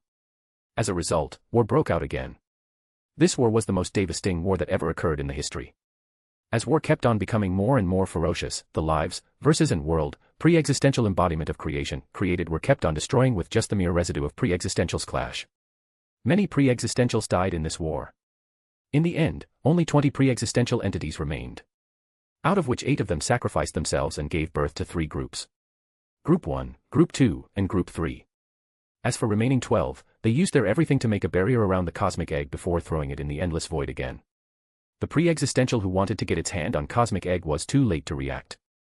As a result, not only the Cosmic Egg disappeared into the void but also the barrier around it will prevent anyone from sensing it even when they were right in front of the egg's location. This anger that lasts pre-existential to no end, as it decided to destroy and devour everything that the other pre-existentials created, which will make it even stronger. Premies. Premies took a deep breath as extremely serious expression appeared was on his face. Premies, what existence are pre-existential entities? 9th level existences. Premies, 9th level existences. Huh. Yes. You remembered, Therian. Premies, the first monster. The one I want to get my hands on. The one who was killed by the previous, at $% god of this group. Yup. Therian, in truth, was also a pre-existential entity. Premies' eyes opened wide hearing that. Premies, how could this be?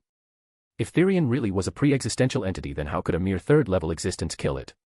What if it was not the real Therian, but just the phantom or shadow of its true self? Premies, you mean an avatar? Exactly. Premies, no wonder the first, at $% god had to join forces with all other gods to kill. Even if extreme weak, it was still an avatar of 9th level existence. Yes. Therian was the pre-existential embodiment of horror and had the power of corruption.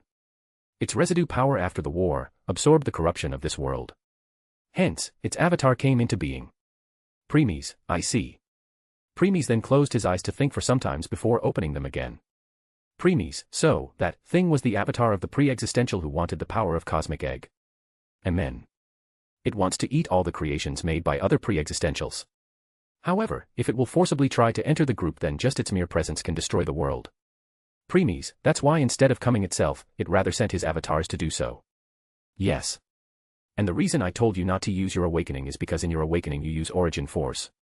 The very force cosmic egg possess. Premies raised one of his eyebrows before sighing again. Premies, so, that's how it is. In case I have used by awakening, that thing would have identified it instantly. That time it will do everything to get his hands on you. It will no longer care if the groups will be destroyed by its presence. At that time, it will just want you. Premies. Premies frowned hearing this. Even in his awakening, his strength only reached 6th level existence. Such power was nothing in the eyes of 9th level existence. Next, Premies started to rub his forehead in frustration. Premies, to think I not only become the enemy of, at $% god but also of a pre-existential. What a pain. Premies then becomes silent while trying to calm himself. After some time, he calmed down. On the surface that it. Inside his thoughts were still in turmoil. Becoming the target of pre-existential was not something to be proud about.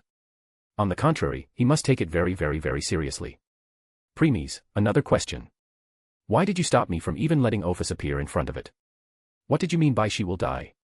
After all, even though that being was strong, it couldn't have possibly killed Ophis, who is 4th level existence. One of the pre-existential entity is pre-existential embodiment of infinity, Ouroboros. Ophis is made her residue power. Premies. Instead of eating the things made by pre-existential entity, it will be a delicacy to eat the one made of pre-existence entity. Premies started to rub his in frustration again. Premies, oh boy. Things are becoming more and more complicated. Is there no other way to get Ophis help? There is. But it's difficult for the current you. I will tell you in detail later. Premies, I see. Anything else you want to tell me? Yes. I found out why Ace only reached the max level 2 after killing more than half of the invaders. Premies, oh. The Excelia you and your members gain after killing monsters in the dungeon or Danmachi world is purest. However, the Excelia of beings of other worlds is not as pure. As a result, once that impure Excelia converted into pure one, its quantity decreases drastically. That's why even after killing so many high-level invaders, the Excelia you get was a lot less. Premies, oh man, here comes another problem. We are already facing 5 times and 3 times Excelia requirement penalty, and now this. And if I am not wrong, lower level world will give us even lower Excelia, right? Right. Premies, in other words, first, from the lower worlds we will already gain a low amount of Excelia. Second, when that Excelia will be converted into the purest one, its quantity will decrease. Third, but not the least, me and my members' penalty. As a result, the Excelia we will gain in other words is almost negligible. Yes. Premies, can I return to Danmachi world? No. The moment you return, the battle of gods will begin. If you are not God himself that time, then you will be nothing more than a cannon fodder. Premies, here comes another problem. To do that I at the very least need to reach max level 10. Yes. Premies, in other words, I need to travel to many worlds to max my level. Yes. Premies rubbed the bridge of his nose before sighing again. Preemies, what a pain. Anyway. Time to return. Chapter 203, Volume 3, Chapter 3, Prologue, Part 3. Preemies opened his black eyes as light shone on them. Because of that he had to close them again. Few seconds later, he opened his eyes again. Next, he tried to raise his body. But, Preemies. Husband. Thud. Two bodies bumped on his chest making him lie down again. Sighing, Preemies looked down and saw two people burying their head in his chest while hugging him tightly. One had darker than black hairs while other had brown hairs. Preemies put his hands on both of their heads and started caressing them gently. Both sensing Preemies' action shivered slightly and hugging them more tightly. Preemies could feel his shirt getting wet but kept on caressing their heads. Next, he moved his head and looked above. There he saw a transparent barrier keeping all three of them inside. Preemies' eyes started to emit power before they turned blood red and three tomos appeared. Preemies activated his Sharingan again. Since Sharingan was activated, Elemental Sight was also activated. Preemies could feel that Sharingan and Elemental Sight had become even stronger now. That's became the range of his Elemental Sight had reached 1 km/10 km/100 km, core inner outer zone. That's the same range his Mangekyo Sharingan provided. Clearly indicating that while using his Mangekyo Sharingan, it will increase further. With the Elemental Sight activated, his brain started to gain all the information within his range. It was all done in an instant and now Preemies knew their current location. It was the same endless void which had a mix of iridescent colors. The space between all the worlds. In his range, he could see many colorful spheres hidden in this void. These spheres were different worlds. Nodding his head, Preemies checked himself. He was fully healed by now. Just some stiffness since he hadn't moved his body for so long. Looking down he saw Ordverse and Shing Ming still crying in his chest. For now, he decided to remain silent and kept on caressing them telling them that he was fine. Preemies, Twilight. Yes. Preemies, high risk, high return. What did I get after destroying that avatar of that being? Check my functions. You will know. Preemies, oh. 1. Personal profile, new, updated. 2. Store/shop. 3. Inventory. 4. Pocket worlds, new, updated. 5. Members, updated. 6. Worlds travel, updated. 7. Abyss Trial 2, locked. Preemies, new interface. Huh. Yup. And there's more. Check it. Preemies then selected personal profile in his mind. 1. Personal profile. Dash stats. Dash main skills. Dash incantation symbols, new. Dash side skills. Dash equipment, upgraded. Dash awakenings. Raising one of his brows, Preemies first select incantation symbols. Incantation symbols. Weiss Lightning 3, evolved. Ice 2, new. Flame 2, new. Darkness 2, new. Primal 2, new. Life Death 2, new. Spatial 2, new. Devour 2, new. Preemies, except for Thunderbolt symbol which turned to Weiss Lightning 3 symbol, all my other symbols have 2 at the end of their names. Yes. Weiss Lightning 3 can be used at Grandmaster level while others can be used at Master level. Preemies, Master level is the level of gods. So, it's still more than enough for now. True. However, check equipment. That's where your main gain is. Hearing this, Preemies return to previous window and select equipment. Equipment. Offensive. 1. Origin Force, Elucidator, upgraded. 2. Origin Force, Silverhorn Trident. Defensive. 1. Origin Force, Silverhorn Trident. Other. 1. Origin, Lux Cycle. Preemies, oh. This also changed. When Preemies selected Origin Force, Elucidator to see what had upgraded, he became dumbfounded. Origin Force, Elucidator. Type, weapon, long sword/one hand. Rank, I. Attack, 4. Soulbound, Preemies Wriggler. Abilities. Indestructible, EX. True damage, C, EX. Acute reflexes, C. Details. True damage, EX. Turn to passive while equipped. Completely ignore all of opponent's defenses, damage reduction, critical damage reduction, damage nullification, and so on. Acute reflexes, C. Increase your reflexes speed by 40%. Preemies, the hell? Shocking, isn't it? Preemies, yeah. Before I can only ignore 40% of defense. But now, amazing. Right. There's more to it. Premies, there's more. Yup. That's your awakening. Perfect holification. Before, perfect holification provided you with 100% true damage and x4 increase in stats. However, now that you have true damage even without it, all of it will now be used to increase your strength. Premies, how much? From x4 to x5. Premies, it was truly, high risk, high return. Of course, it was. Anyway, there's one more thing. Though I will tell you about it in future. Premies, okay. Premies then moved his attention to see other things. 4. Pocket worlds. Dash, home. Dash, baptism, new. 5. Members. Dash, permanent members. A. Office. B. Shing Ming. C. Ace Wallenstein. Dash, battle maids. A. Ling Qingju, comatose. B. Ing Huan, comatose. Dash, half members. A. Lily Ruka Arde, not applicable. B. Senjuno Haruheim, not applicable. 6. Worlds travel. Dash, Danmachi. Dash, none, currently. Premies, so, my battle maids, Ling Qingju and Ing Huan are still in comatose. Construction of their bodies and restoration of their souls have been done. Still, retaining their knowledge and making them completely loyal to you will take time. On top of that, I can tell that someone, maybe the one responsible for their death, is trying to get their souls and making them his nourishment or puppets. Premies, looks like our path will clash sooner than I expected. I also think so. Premies, that's for later. Twilight, is there a way that can help me fight that thing? Because I am having a feeling that I will fight its stronger avatar in future. Cosmic Egg. Premies. You wanted to get your hands on the 3 primordial beats along with Therion to create a new pocket world or universe. Cosmic Egg can help you in that. Let alone creating your own universe, you can create your own omniverse that time. Premies, did you find its location? Not yet. I need time. Maybe years. But I can definitely find it. Premies, good. Premies then moved his attention back to Office and Shing Ming in his chest. By now their crying had subdued and they were hugging him tightly. As if he will disappear if they were to let go. Premies, how long have I been on slumber? Shing Ming raised her tear-stricken face before replying. Shing Ming, 20 years. Sob, it's been 20 years, sob. Premies.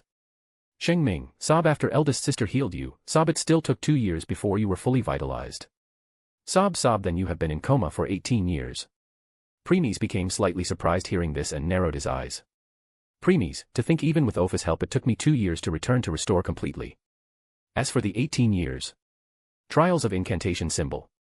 Premies, so, every trial took me 3 years. That was fast though. After the symbols evolved into master level, the trial became more difficult. Other person would have taken at least 10,000 years to barely complete one trial. Let alone 6 of them. Premies, even then that person won't be able to use them at full power. Exactly. Master level means God level. How can a mere mortal control the power of God with his weak body and soul? Nodding his head, Premies felt a touch on his cheeks. Looking, he saw both Office, who had raised her head, and Shing Ming were touching each side of his cheeks with one of their hands. Office, Premies, you all right? Shing Ming, is there any problem, husband? Seeing the extremely worry on their face, Premies showed a light smile before pulling them in his embrace again. He had woken up after 20 years. They were already very anxious all that time, and seeing him lost in his thought again made them more worried. Premies saw through this, that's why he pulled them in his embrace. Premies, sorry for making you wait this long. Office, Mn, Shing Ming, Mn. Both nodded while keeping their head buried in his chest again. Few minutes later. All 3 stood up once Office and Shing Ming calmed down. They both still had a slight worry in their heart, though they made sure Premies didn't saw that. Premies could only shook his looking at the two. Premies, because of anxiety they forget how mind and their hearts are connected with each other. So, I can already tell the worry hidden in their heart. Still, Premies remained silent because such worry in their heart won't disappear with words. It will take time. Office floated towards him and sat on her favorite spot again after 20 years. Premies' left shoulder. Shing Ming stood at Premies' right, held his hand and intertwined their fingers tightly. Shing Ming, husband, please don't do something like that again. Premies. Premies remained silent while Shing Ming and Office kept on looking at his face waiting for his reply. In the end, he sighed before shaking his head. He showed them a sad smile before replying. Premies, I am sorry. But I can't promise that. You already knew that we are going to face that being again in future. And not 1 or 2 times but many times. On top of that, I am sure that as we will keep on becoming stronger, the stronger avatar will also come at us. So, the only thing I can do is apologize in advance for my future actions. Shing Ming. Shing Ming opened her mouth to say something, but in the end she could look down and hugged his arm instead. She also knew that they will be fighting that being again in future. However, she still hoped that they won't face it. Till now, she became horrified whenever she thought that being. Preemies, anyway, it's time to leave this void and entered another world. Shing Ming, which world we are going, husband? Preemies, it's a low-leveled world. Hence, you don't need to worry about meeting that being while we will be there. Shing Ming took a sigh of relief hearing this. According to Twilight, that being won't enter the world which didn't even have a single-dimensional god. After all, lower beings were less than trash in its eyes. Ophis, what is the strongest strength in that world? Preemies, level 3. Ophis, large island level. Preemies, yes. Next, Preemies closed his eyes. Preemies, come Aurora. Boundless power released from Preemies' body and he entered his God of Destruction awakening. He then covered Shing Ming with his power to protect her before waving his hand to remove the barrier around them. Preemies, Twilight. Coordinates have been sent. Nodding his head, Preemies extended both of his hands forward and did a tearing action. TSS. Sound like cloth tearing was head as a portal appeared. Then he walked into it with Ophis and Shing Ming. TSS. A portal opened in a beautiful blue sky. Preemies came out of it and waved his hand to erase it. Next, his body radiated a light and he undid his awakening to become the Black Swordsman again. Ophis frowned seeing this world. Ophis, dirty world. Shing Ming, unlike the previous world, the magic in this world is almost negligible. It's already a miracle that this world could give birth to even a level 3 being. Preemies, that's also its limit. Shing Ming, MN. No wonder you said that being won't come to this world. Preemies, yeah. Next, Preemies turned his head at a certain direction. There was nothing as far as one's eyes went. Though, Preemies' gaze penetrated through the space and saw a huge castle thousands of miles away from his current location. He was not the only one. Ophis and Shing Ming also saw the castle and what was around it. Shing Ming, an empire. Preemies, yes, an empire. Preemies, an empire that will fall. Welcome to the world of Akame Ga Kill. Chapter 204, Volume 3, Chapter 4, Guilt. *A/N, for every 150 Power Stones extra chapter will be released on the last day of each month. Extra chapters on February 28 equals 0. They kept on looking at the Empire for some time before the space wrapped and all three disappeared. Opening their eyes, their expressions turned to that of nostalgic after seeing their home world after so long. The size of world had grown to that of 14 kilometers after Preemies reached level 4. And in the very middle of this world, they saw a huge tree whose branches covered half of the sky. Light passing through the gaps between its leaves to reach ground made it even beautiful. Shivery. As if sensing Preemies' presence, the tree started to tremble in excitement. Preemies smiled seeing this and approached the tree. Once in front, he put his hand on it and started to rub its bark gently. Tree became even delighted feeling Preemies' touch and started to rustle. Rustle. Preemies kept on rubbing the tree while raising his head to saw how big this tree had grown after the span of 20 years. Its height had reached astonishing 1,256 meters. Boom. Boom. Suddenly sound of wind bursting was heard. Ophis and Shing Ming turned back while Preemies ignored it. Bang. A black tornado landed just 10 meters behind them. Soon the wind dispersed, and Ace could be seen. A smile appeared on Shing Ming's face when she saw Ace. While Ophis only gave her glance before looking ahead again. However, Ace neither looked at Shing Ming nor Ophis. Her eyes were completely on Preemies' back.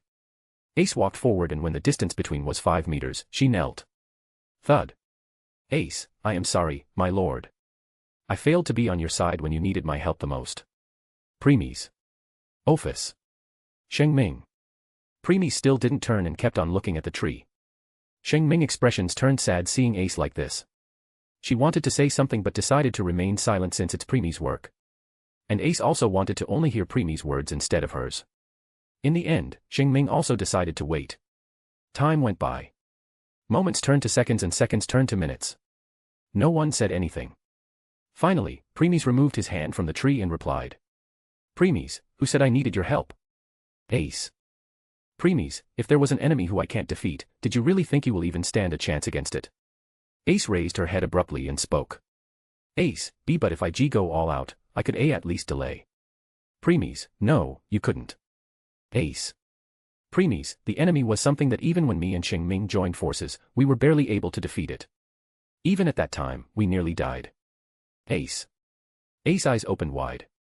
Since it was something Premies and Shing Ming barely win against, she didn't dare to imagine who the enemy was. Premies, so, tell me.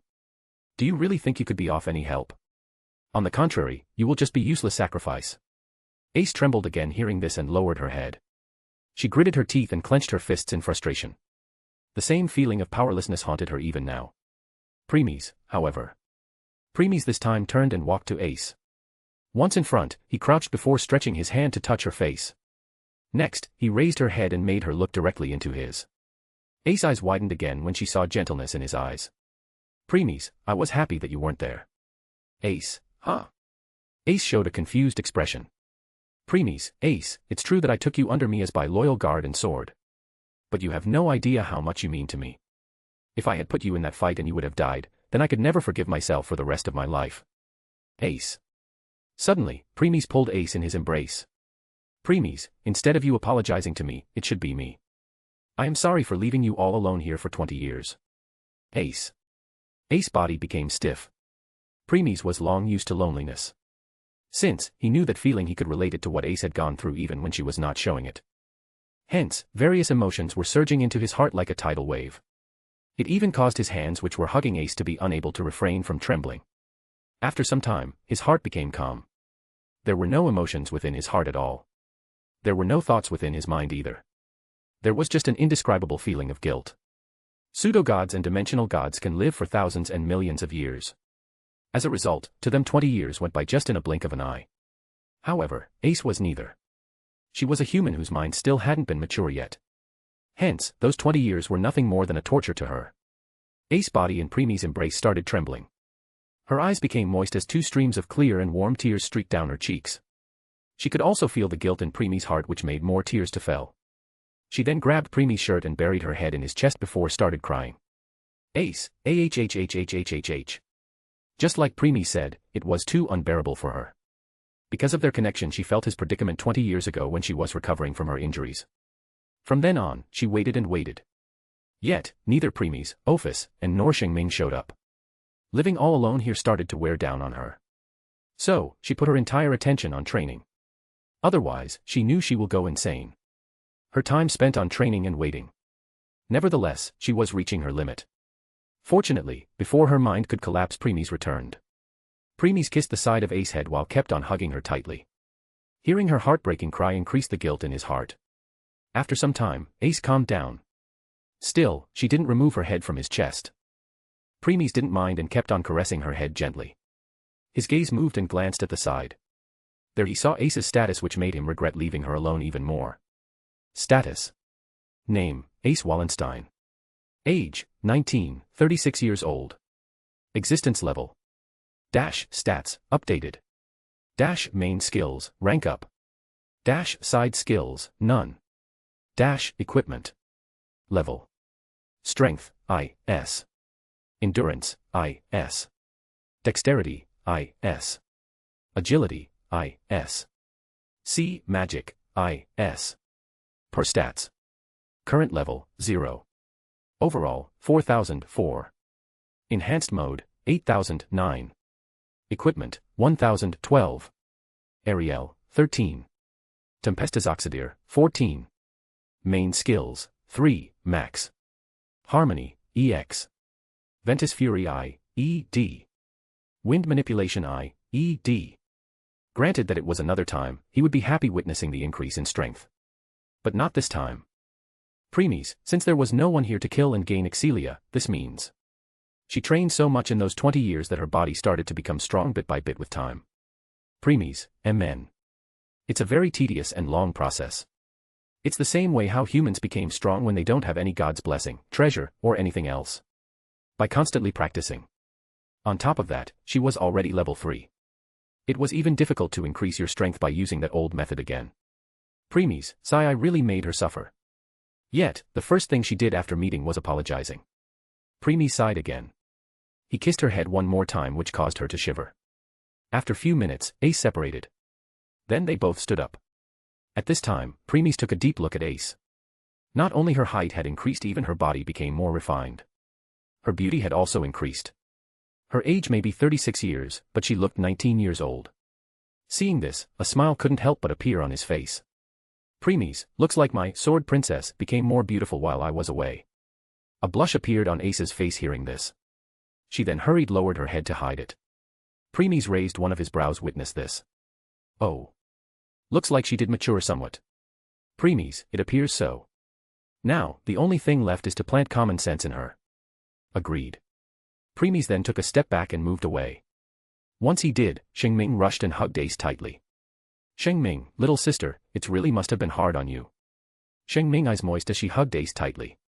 Feeling the care and sincerity from Shing Ming, a warm feeling appeared in Ace's heart as she hugged Shing Ming back with a smile on her face. Ace, I miss you, sister Shing Ming. Shing Ming, amen, miss you too, little sister. Smile remained on Preemie's face witness their sisterhood. Next, he let them have some time to catch up while walking towards his house. It's been a long time, so he wanted to make a feast for their reunion. Hence, a day passed by. Space wrapped and Preemies and others reappeared in the sky. Because Ace can't fly, Preemies was hugging her waist. This was the first time Ace saw another world. She kept on looking around in curiosity before a frown appeared on her face. Ace, the magic consistency in the air is extremely low. In case I will use up all of my magic, then it will take hours or a day for me to recover. Preemies, you don't have to worry about it. There's only 3 parts of your magic control training left. Once you are done with it, this problem will be solved. Ace, MN, Ace nodded. Then all of a sudden. Cring. Jingle. Rattle. Ace and Shing Ming agitated when they realized that their strength had decreased drastically. Preemies also felt that but remained calm. Ace, my lord, my strength. Preemies, it's the world suppression. Ace, world suppression. Shing Ming, so, I was right. Ace, what do you mean, sister Shing Ming? Shing Ming, when your strength reached higher than the world itself, that world suppression will be applied on you. Preemies, your strength is not the only reason. Whenever you go to other worlds, you will face such thing. World suppression, in a way, world's protective mechanism. To protect itself from the one who attained great power than the world and other worldly beings trying to enter the world. Ace, I see. So, we can't our full power. Huh. Shing Ming, looks like that. Preemies, not really. Shing Ming and Ace, huh? Preemies, 20 years ago. I told you that we are not bound by things called fate, destiny, karma, luck, and so on. Shing Ming understood in an instant as her eyes sparkled. While Ace was still showing confused expression. Preemies, close your eyes and try feel the suppressions on you. Both closed their eyes as told. Soon, they could see countless chains wrapping their bodies. Then they opened their eyes. Ace, could these chains be? Preemies, yes. These chains are the world's suppression. Now try to break them. Remember, only try. Shing Ming and Ace, MN, closing their eyes again, they tried. In the next moment, they opened their eyes again. Preemies, so. Shing Ming, I can break them and with hardly any efforts. Ace, me too. Preemies, right. These chains are just for show. A single thought and you can break them. Ace, shall I break them? Preemies, no. I want to check something. In case my theory is proven correct, then these chains will instead be blessing in disguise. Next, he lowered his head and looked at the forest down. Chapter 205, Volume 3, Chapter 5, Danger Beasts. *A/N, for every 150 Power Stones extra chapter will be released on the last day of each month. Extra chapters on February 28 equals 0. Thud. Landing in the middle of forest, Ace separated and increased her vigilance. Since it was reaching evening, the forest was becoming dark. Though none of them had any problem with this and started walking deeper. Preemies, our current stats have dropped to 500. The same is the case for our equipment. Ace, so, our strength is 1000. In a way, max level 1. Shing Ming, you are forgetting our enhanced mode, little sister. Ace, oh. 1500 stats then. In between level 2. Preemies, if you will use Ariel, then your strength will reach max level 2. And if you Tempestus Oxidir, then your strength will reach level 3. Shing Ming, that strength is more than enough to walk unhindered in this world. Ace, is that so? Preemies, yes. On the other hand, Shing Ming and I can use the strength of level 3 and level 5 respectively. Ace, huh? Ace became confused hearing this. Ace, Lord, isn't both of you and sister Shing Ming stats also dropped to 500? Preemies, yes. Ace, then how? Preemies, skills. Once your skills rank reach A or high, you can fight those who are one level higher. So, Shing Ming's strength reaches level 3. While I can fight those 3 levels higher. Hence my strength is level 5. Ace became dumbstruck and stood still on her spot. Preemies and Shing Ming ignored her and kept on walking forward. Few seconds later, she snapped out of her thought and hurriedly caught up to them. Still her mind was occupied with thoughts. Ace, A rank. Huh. Since I can only increase 1 rank per level, then I need to reach level 6. Then what about Lord? Ace looked at Preemies' back in front. Ace, what rank Lord's skills have reached to be able to fight those 3 levels higher? Suddenly, something struck in Ace's mind as she asked. Ace, my lord. What about eldest sister? Said Ace while glancing at Ophis, who was sitting on Preemies' shoulder with her usually indifferent expression. Even Shing Ming became curious since she didn't know her eldest sister's strength. Preemies, her condition is somewhat special. Preemies glanced at Ophis for a moment before looking ahead again. Shing Ming and Ace, special. Preemies, MN. No matter where she goes, she won't be facing any restriction or suppression. Shing Ming and Ace, what? Preemies shook his head and continued. Preemies, forget it. As I said, her condition is somewhat special. Since Preemies said so, they nodded and decided not to delve too much into it. Nevertheless, they occasionally glanced at Ophis wondering what special condition would be. Preemies, even though Ophis is with me, she was still at Wachter before. Yeah. Because of that she can come and go wherever she wants in this group. Rustle. Rustle. Rustle. All of a sudden, there was movement around them. Ace grabbed the handle of her azure lambent light before drawing it out. Shin. Preemies did the same. He grabbed the handle of his elucidator and drew it. SSH. Preemies, don't do anything, Shing Ming. I want to check something. Shing Ming, amen, nodding her head, Shing Ming lowered her hand. Godo. Godo. Ground trembled before a horde of monsters rushed out and charged at them. Ace narrowed her eyes seeing them. Ace, I have never seen or heard of this kind of monster before. These monsters were oversized lizards and had horns sticking out of their heads backward. They were dark gray with amber eyes. They also had a black oval gemstones embedded in their foreheads. And their number was overwhelming. Preemies, Twilight, calculate how much percentage of Excelia we gain after killing them. Okay.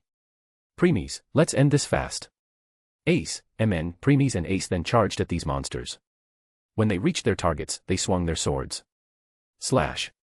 Slash. Splurt. The monsters were split into 2 as blood gushed out. Before they blood could dirty them, they moved towards their next target. Slash. Slash. Swish.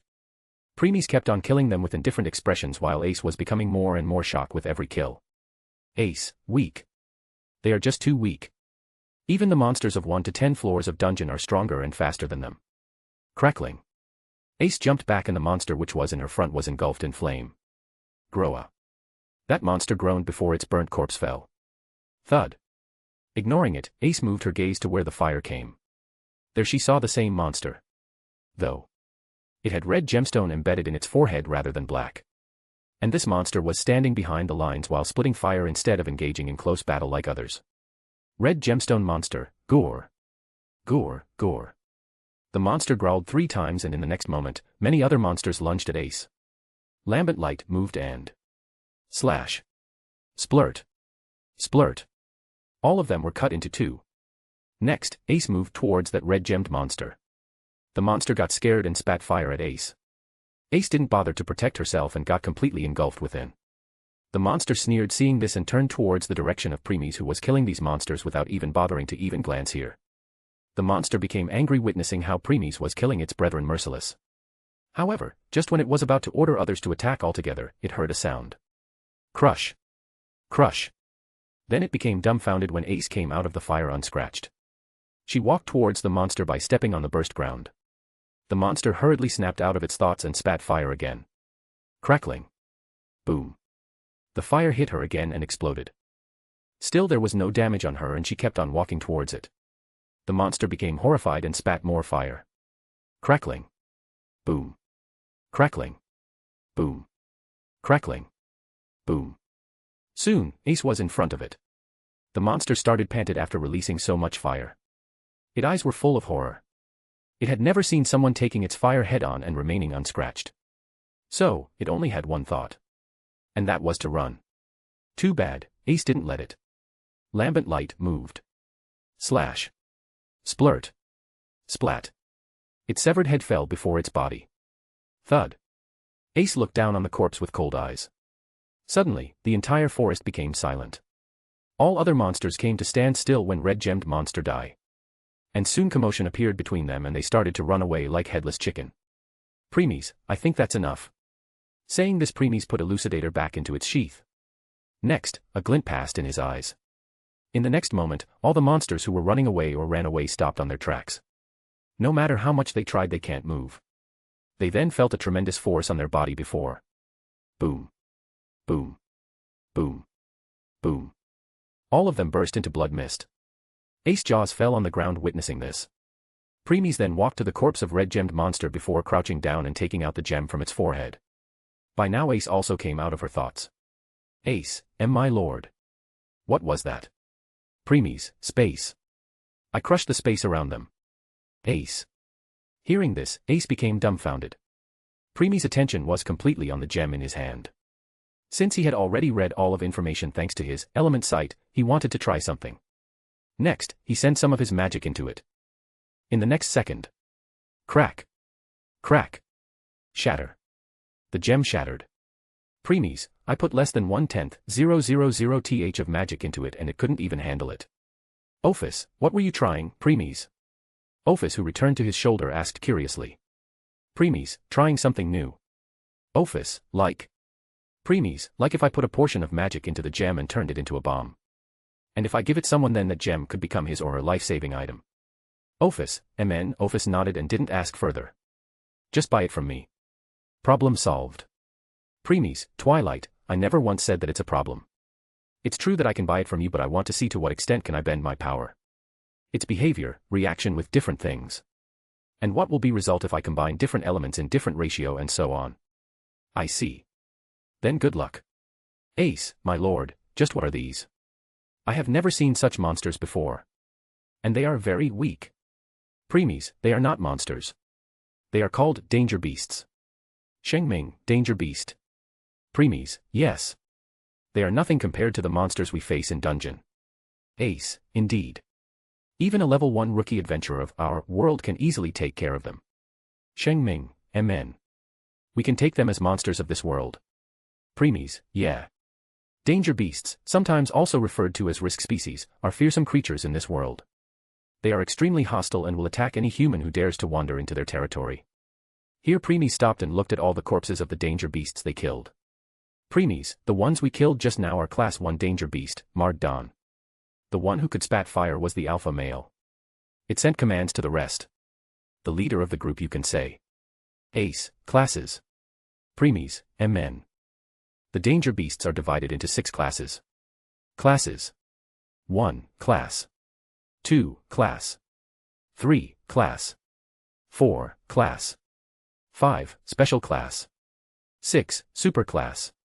Preemies, class 4 being the weakest and superclass being the strongest. Once Preemies was done, Ace and Shing Ming expression became weird. Shing Ming, husband. Are you saying the danger beasts you and little sister just killed were actually class 1 beasts? Third strongest in classification. Preemies, yes. Shing Ming and Ace lips twitched hearing this. Ace, my lord. Are you sure the strongest being in this world at level 3? The way things are right now, I will already be astonished if I see even a max level 1 being in this world. Shing Ming, I agree. Preemies, well. Ophis, can we leave this world? Preemies, no. Ophis, should I erase it? Preemies, no. Ophis, do I erase every single being in this world? Preemies, no. Ophis pouted and looked away. They can't leave this world. She can't erase it. She can't even erase everyone of this world so that she can enjoy her silence. Shing Ming and Ace started sweating bullets hearing Ophis' words. They had a feeling that if Preemies had agreed, then their eldest sister would have erased everything instantly. Well, I understand her feeling. You, with God of Destruction, Awakening, and Ophis, as 4th level existence, who stands on the top of this entire group, came to such low level world. It's like how an emperor of the entire continent came a mere rundown village. Preemies, well, dragons are prideful race. Yup. Preemies then picked Ophis from his shoulder and hugged her while caressing her head. Because of that she soon let go of her dissatisfaction. Premies, anyway. There's a reason I choose this world. Premies then turned his gaze at Ace. Premies, Ace, for the next 2 years I will train you in many things. I want you to be ready for the final battle in this world. Shing Ming and Ace, final battle. Premies, yes. We are not the only ones you can travel to different world. Shing Ming and Ace became stunned hearing this. Before realization struck them. As a result, serious expression appeared on their faces. Shing Ming and Ace, invaders. Premies, exactly. Premies, if what Ling Dong said is truth, then I am sure high members of the invaders will contact antagonist of this world. Prime Minister honest. Premies, MN. Premies then left the forest with others. Premies, I have 10 years. Before the start of the plot. Chapter 206, Volume 3, Chapter 6, Taigu. *A/N, for every 150 Power Stones extra chapter will be released on the last day of each month. Extra chapters on February 28 equals 0. Premies, 10 years left before the start of the plot. If I'm not wrong, Akame was 16 to 17 years old by the time of the plot. Right. She will be 6 to 7 years old right now. Premies, so, 2 years before the start of Gifnora Forest arc. Oh. You plan to make contact with her during that time? Premies, yeah. By now they came out of the forest. The sky had already turned dark by now. The moon was in the sky with it being shedding its light on this planet. Raising his head, Premies spoke. Premies, now then. Premies, Twilight, how much percentage of Excelia I gained? 0.000284184%. Premies, and how much it would have been if I was not facing world suppression? 0.000007105%. A smile crept on Premies' facing hearing this. Premies, so, I was right. It appears so. Shing Ming, husband, you seem happy. Premies moved his attention away from Twilight before speaking. Premies, well, I am. My theory is proven right. Their restrictions are indeed blessing for us. Ace, how so? Premies, let's say to reach level 2 we need 1000 Excelia. To reach level 3, we need 5000 Excelia. To reach level 4 we need 10,000 Excelia and so on. Shing Ming and Ace, MN, Premies, in that way, Ace need 10,000 Excelia to reach level 4. However, because of world suppression, her level dropped to level 1. This means. Premies' voice trailed off here. Shing Ming opened her eyes wide hearing this as she understood Premies' meaning. Shing Ming, husband, are you trying to say that instead of 10,000 Excelia, little sister need 1000 Excelia to reach level 4? Because in the world's eyes she is at level 1 currently. Now even Ace understood and became shocked. Premies, just like I said. Blessing in disguise. Shing Ming, it sure does. Ace, MN, Ace became excited hearing this. They all then moved and reached a beautiful hill. Premies sat one of the rocks which was on top of the hill with Ophis on his lap while Shing Ming and Ace sat on the grassy ground. Premies, now then let me tell you a basic gist of this world. Shing Ming and Ace, okay. Premies, Shing Ming, did you remember that the empire we saw when we came to this world? Shing Ming, yes. Premies, that empire was 1000 years old. Shing Ming, oh. An amazement appeared on Shing Ming's face hearing this. Shing Ming, now that's surprising. Ace, surprising. Shing Ming, MN. You see little sister, unlike us the people of this world are mostly normal humans. Hence, their lifespan is merely 70 to 80 years. It's very rare if someone age go beyond 100 years. Premies, especially the ruler of an empire. Many like your rule, many don't. Because of that the mind ruler of an empire was filled with many things. Well-being of its people, his own security, his family security, and so on.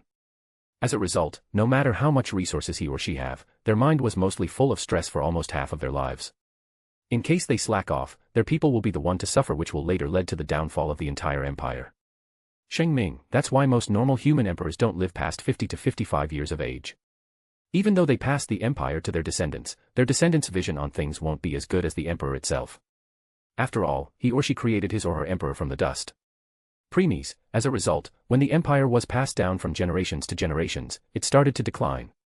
Shing Ming, hence, after 200 to 300 years of ruling the empire will inevitably fall.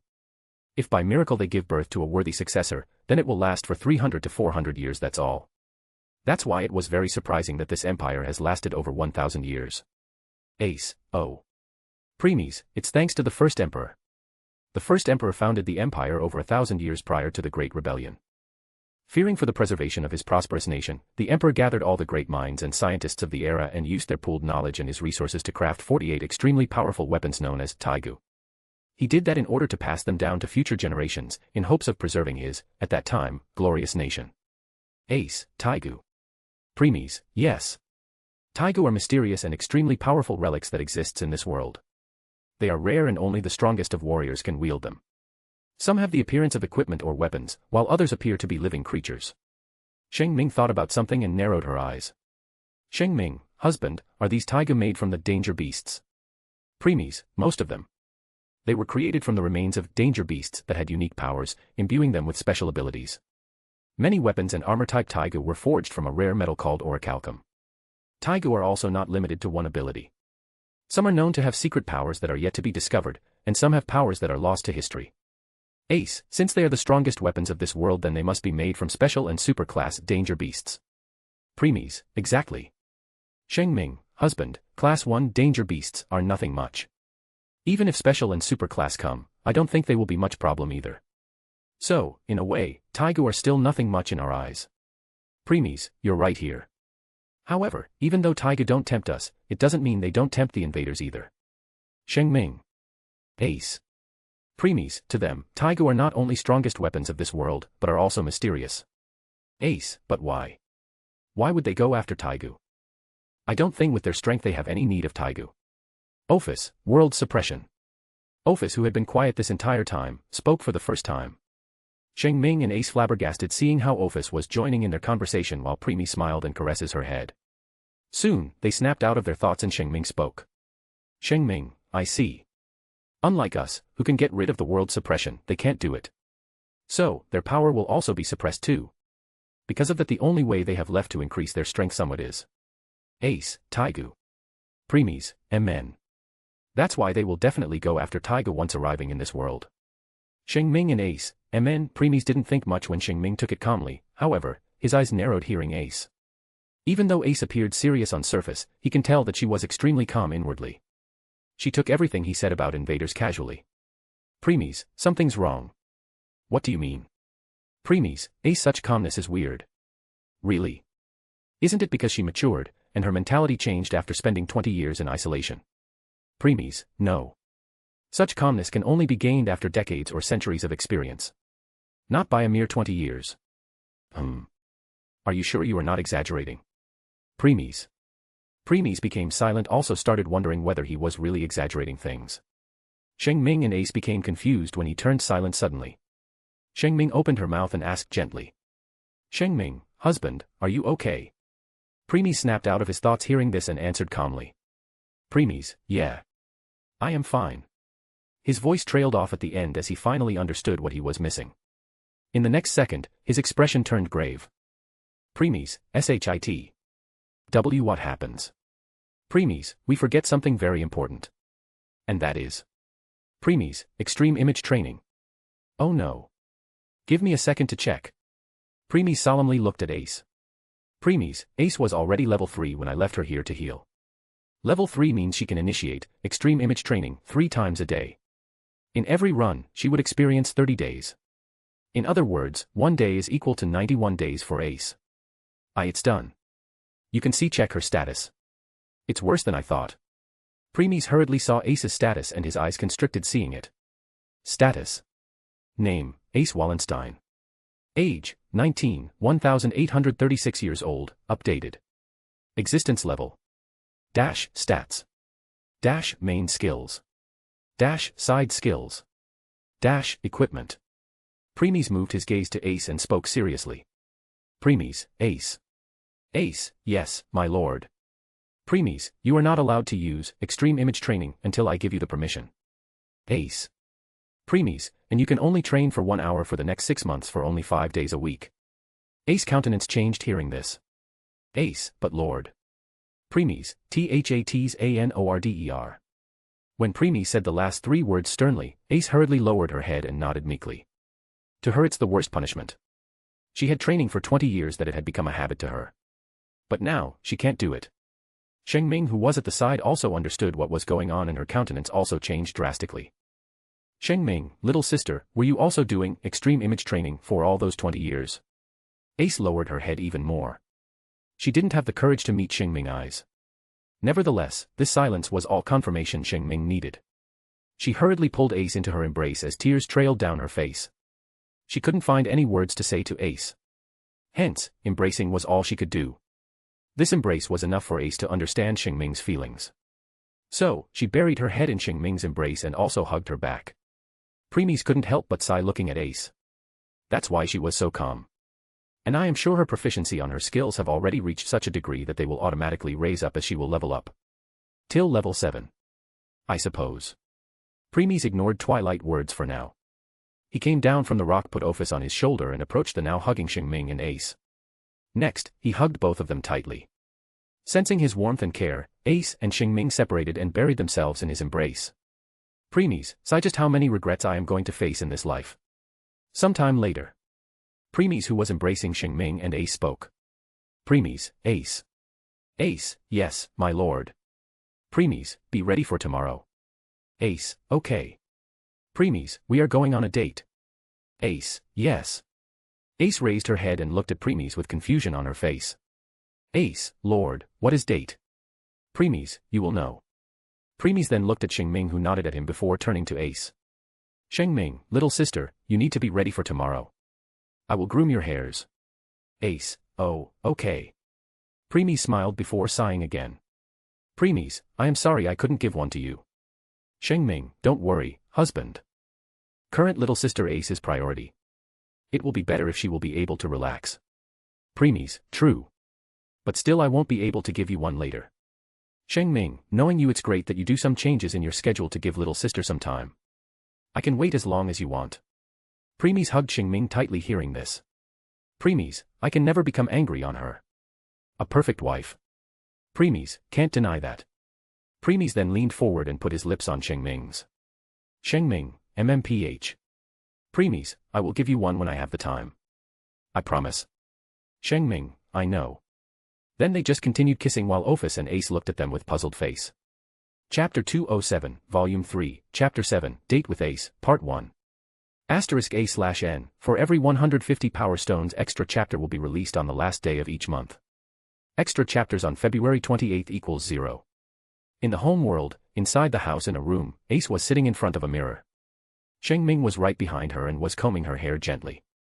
Ace still had confused expression on her face. Ace, Sister Shing Ming, just what is date? And why would I need to wear these clothes instead of my armor? Ace said while looking down on her new clothes. Premies gave Ace 2 sets of casual clothes. One when she became his permanent member and second was yesterday. He wanted to give more but decided against it since he could tell that Ace didn't have that much interest in clothes. Well, she was not the only one. Even he, Ophis, and Shing Ming were same. It must be because they had lived for so long that such interest had diminished completely. And since their equipment will never get dirty, what's the point in wearing different or new clothes? Hence, for now 3 sets of clothes were enough for Ace. First, her equipment. Second, her casual wear in home world. Third, her casual wear for outside. Hearing Ace, Shing Ming smiled sweetly before replying.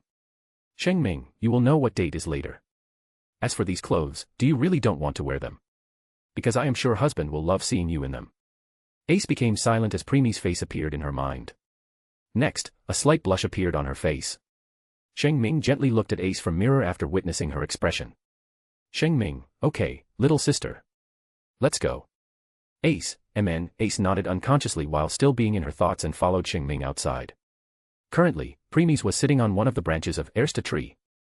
Yes, Ersta tree. That's the name he had given to this tree of his. Ersta means first. Since this tree was his first creation using origin force, he named it as one. Hence, Ersta tree, which means first tree. Ophis was sitting on his lap while Preemies had a new notebook in his hand. He was writing many complicated formulas in it. That's the new thing you want to make. Huh. What about the one you were thinking of creating in Danmachi world with the help of Hephaestus? Preemies, I decided to put it on a hold for now. I can't return to Danmachi world unless I will become a god. And without Hephaestus' help, it's impossible. Therefore, I decided to put it on the last of my list. I see. However, once you will become god, I don't think you will need Hephaestus' help. After all, that time you can use all types of skills at master level. The same level as gods themselves. Preemies, I can but I won't. Why? Preemies, creation of that thing will take millennium or ages. Instead of spending that much time on one thing, I would rather give it to Hephaestus to create while focus on doing other stuffs. Well, if you put it that way then I can't deny it. Next, Preemies write few more things in the notebook before he closed it and put it in his inventory. Then he came down from the branch and looked in front. Click. The door of the house opened, and Shing Ming and Ace walked out. Preemies, she looks gorgeous. Preemies said inwardly while looking at Ace who was following Shing Ming behind. Current Ace was wearing white shirt with a red bow tie on the neck while a green jacket was on top. Down she was wearing a white skirt with a thigh-length black socks and dark brown long boots. *A/N, Ace, casual clothes too. Once both reached in front, Preemies nodded at Shing Ming before putting his attention on Ace. Preemies, my princess looks extremely beautiful in these clothes. Ace blushed even more hearing this and lowered her head. Preemies, shall we go? Ace nodded as space wrapped around them and they disappeared from the home world. In the next second, they returned to the hill where they were before. Preemies looked towards one of the directions. His gaze penetrated through the space and found a village several kilometers away. Preemies only gave a single glance to that village before shaking his head and proceeded to find the next one. It's because that village was already full of corrupted people. Preemies could see many nobles enjoying wine in their house while people were suffering.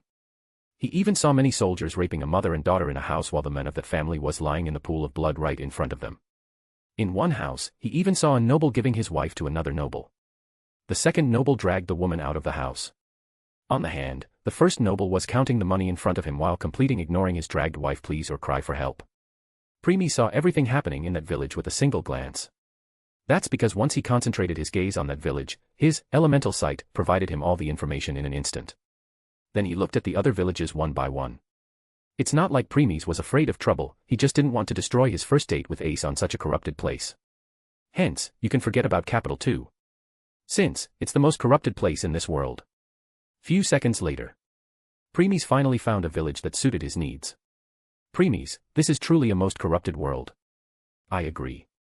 But the way, you know what, Preemies? Preemies, what? I think you should have agreed with Ophis destroying this world. Preemies, I see. Anything else you want to say? Not for now. Preemies, then be quiet for the entire day. I don't want to talk to you while I am on date with Ace. I will try. Preemies was not wrong in saying that, this is truly a most corrupted world. That's because out of 23 villages he saw, merely 2 met his requirements. All others were under the corrupted mayors or leaders, and their soldiers and people were doing as they pleased. Preemies, I found a good place. Next, space wrapped, and they disappeared again. Once they reached the outskirts of the village, they looked at it. There were many wooden houses there. Small stalls, inn, shops, and so on. People were happy chatting with each other.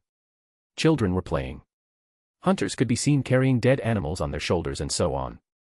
Seeing such peacefulness, Ace-hearted started to relax. Though, in the next second, she became alert again since as a guard she can't let her guard. Preemies, don't worry about it today.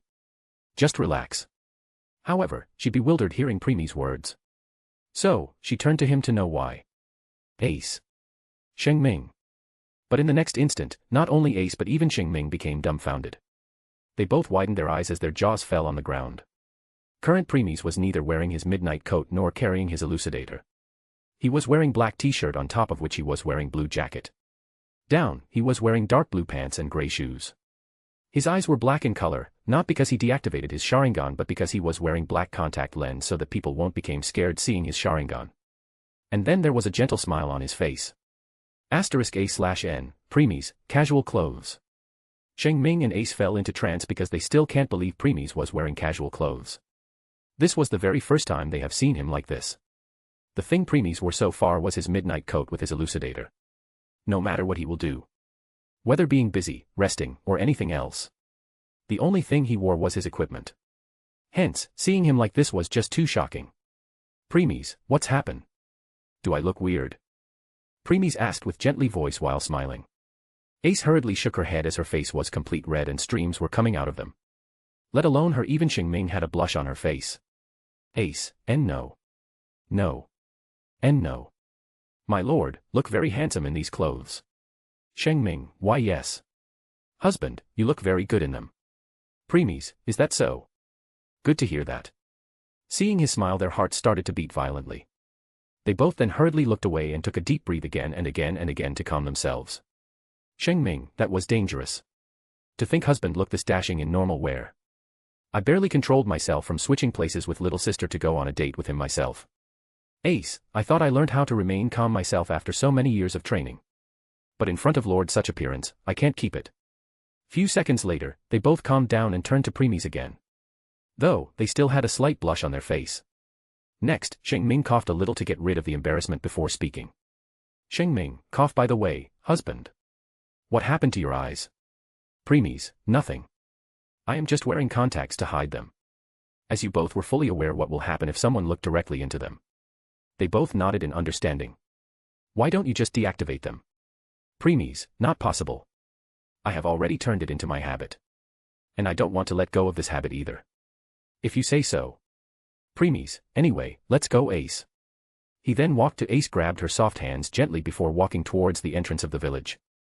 Ace became stunned at first before following. Shing Ming looked at preemies and Ace back from behind with sweat smile. Next, she disappeared and hid herself. Little girl, guard uncle, my cat climbed the tree and can't came down. Please take it down. Little boy, yes, please do it. It's almost time for her food. Guard, all right. All right. I am coming. At the entrance of the village, a little girl and a little boy were pestering the guard to help them with their cat who had climbed the tree and can't came down on its own. The guard showed a tired smile hearing this. It was not the first time their cat climbed the tree and he had to help. Why didn't these kids ask the help from anyone else in village? It's because everyone they saw were busy doing their work. While this guard will only stand at the entrance of the village, doing nothing. To them this guard was the freest person in the entire village. The guard also knew these kids' thoughts and always felt like crying. Guard, why don't you kids try to stand at the entrance of the village 12 hours a day?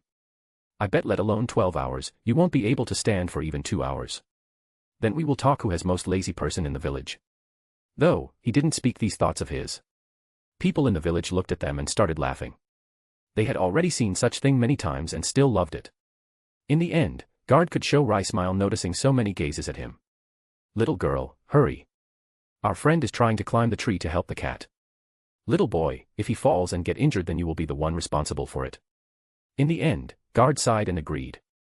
Guard, sigh fine. Let's go. Little girl, yay.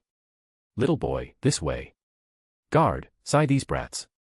The guard smiled and moved to follow the kids who had run to the distance. However, suddenly, he saw someone approaching the village. They were two people. Seeing them, the guard stopped all his movements and just stood on the spot. Chapter 208, Volume 3, Chapter 8, Date with Ace, Part 2. *A/N, for every 150 Power Stones extra chapter will be released on the last day of each month. Extra chapters on February 28 equals 0. Little girl and boy who had run to the distance stopped and turned when they realized that the guard was not following them. Little girl, guard uncle, why are you not coming? Still the guard ignored the girl's call and kept on looking at the entrance. Other people in village also realized that something's wrong. They turned to the guard before following his gaze to where he was looking. The little girl and little boy also looked there. There they saw two people entering from the entrance. Seeing them everyone fell into daze and couldn't move their gaze from them. They had never seen such heavenly men and divine beauty in their entire life. The two people were of course Preemies and Ace. They walked past the stunned guard and entered the village. They both were holding hands as they kept on walked deeper into the village.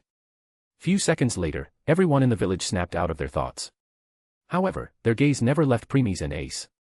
Suddenly Preemies stopped and moved his gaze around the people before speaking. Preemies, we are only here for sightseeing. Please carry on with your work. Hearing his voice, everyone concentrated on their work again. Still, all women had blush on their face seeing Preemies while all men had blush on their face seeing Ace. Next, Preemies and Ace continued walking. Preemies, just relax. Ace, MMN. Ace nodded inwardly and started to lower her guard. Preemies, hold my arm. Ace did as was told. They went from one shop to another seeing what they were selling or was on display. Ace also looked at everything curiously. Since this is the new world, there were many things she had not seen before. Still, Preemies explained everything displaying his omniscience. Because of that every shopkeeper became awestruck witnessing Preemies' vast knowledge. There were many things that even they didn't know even after selling these things for many years. And not only that, all of them overjoyed when Preemies and Ace came to their shop. First, because of their godlike and goddess-like appearance. Second, because preemies provided them with a short advice which can easily increase the productivity and quality of their items. Third, but not the least, his politeness. Preemies didn't show his arrogance or look down on them. Fourth, he always had a small smile on his face. Preemies didn't want to destroy his date with Ace by showing his emotionless, indifferent, and cold expression. Because of that, Ace also completely let go of her guard and enjoyed herself to the extreme. He also bought the snacks that the stalls were selling. Though they were not nearly as good as the one he made, it was still good to try different things. Well, you can't say the same to Ophis. She had no intention of leaving Preemie's side after he went to deep slumber for 20 years. She was currently still sitting on his shoulder. Preemies knew that Ophis won't leave no matter what he will say. So, he told her to hide her presence from Ace so that she can't see her. That was what Ophis agreed to easily. Second, it was impossible for Ophis to leave Preemie's side. Why? That's because as a fourth-level existence, Ophis can't stay in this group. That's why she always needed to remain by his side so that he could suppress or hide her vast aura and power. Well, he could leave her in his home world, but Ophis won't like it, so there's no point. Now, as Preemies was buying the snacks this village was selling, Ophis didn't even give a glance to them. She only ate food made by Preemies, that's all. Time went by. It was already getting night. As they were enjoying themselves, a smile formed on Ace's face. Then it remained on her face, till now. Everyone saw that smile as their gaze barely left Preemies and Ace ever since they came to the village. Though, Preemies and Ace ignored it since they were used to such things in previous world. When Preemies and Ace looked at each other with smile, many hearts of women and men were shattered into pieces. In the end, they could only shake their head and looked at Preemies and Ace. Men, women, elderly all looked at them with smile and said one thing. All, what a lovely couple. Finally, it was night. Preemies and Ace at the end of the village. They were sitting on the ground while looking at the stars in the sky while holding hands. Ace was leaning her head on Preemie's shoulder with a smile on her face. Preemies, so, did you enjoy yourself? Ace, Amen. It was fun. It's been so long since I let go of all the worry and relaxed. Thank you, my lord. Preemies, no need. The moment I took you under me, you are my responsibility. And I know your condition. Ever since we left 20 years ago, you had been tensed. Because of that, it became a second habit to you to always remain on guard. For now, you need to loosen up and relax. Okay. Ace, okay.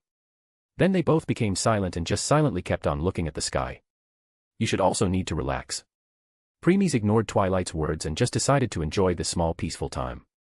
Only few minutes left before they will leave this village. Suddenly, they saw a shooting star. Then there was one more. Next, one more. And in the end, there were many shooting stars in the sky. Ace, it's beautiful. Preemies, it is. Preemies replied. However, the smile on his face had long faded away and his indifferent expression returned. Ophis' eyes also turned sharp while looking at these shooting stars. Since Ace's focus was completely on the star's beauty, she didn't notice the change in Preemies' expression. Some distance away from Preemies and Ace's location, Shing Ming, who had hidden herself, was also looking at these stars with solemn expression. All three had same thought. Preemies and Ophis and Shing Ming, they are here. That was fast. You came to this world barely 2 days ago and they already found in which world you are. Preemies, they are after me. Huh. Yes. It's impossible for, at $$God to find any trace of that being. However, that's not the case for you. You have been marked when you destroyed that place. Preemies, still, they don't know in which corner of this world I am. True. On top of that, since they also must face the world's suppression.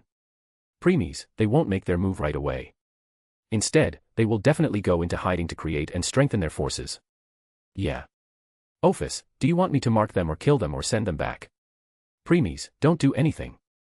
There's still many things. No, I almost knew nothing about what, at $$God want. Why he took so many mortals under him. For what reason they need the heroes and villains of the worlds. And many more. I think I will get some of the answers from them if not all. Ophis, so, shall I bring them in front? Preemies, no. I want you to do something else. Ophis, what is it? Preemies, seal this world.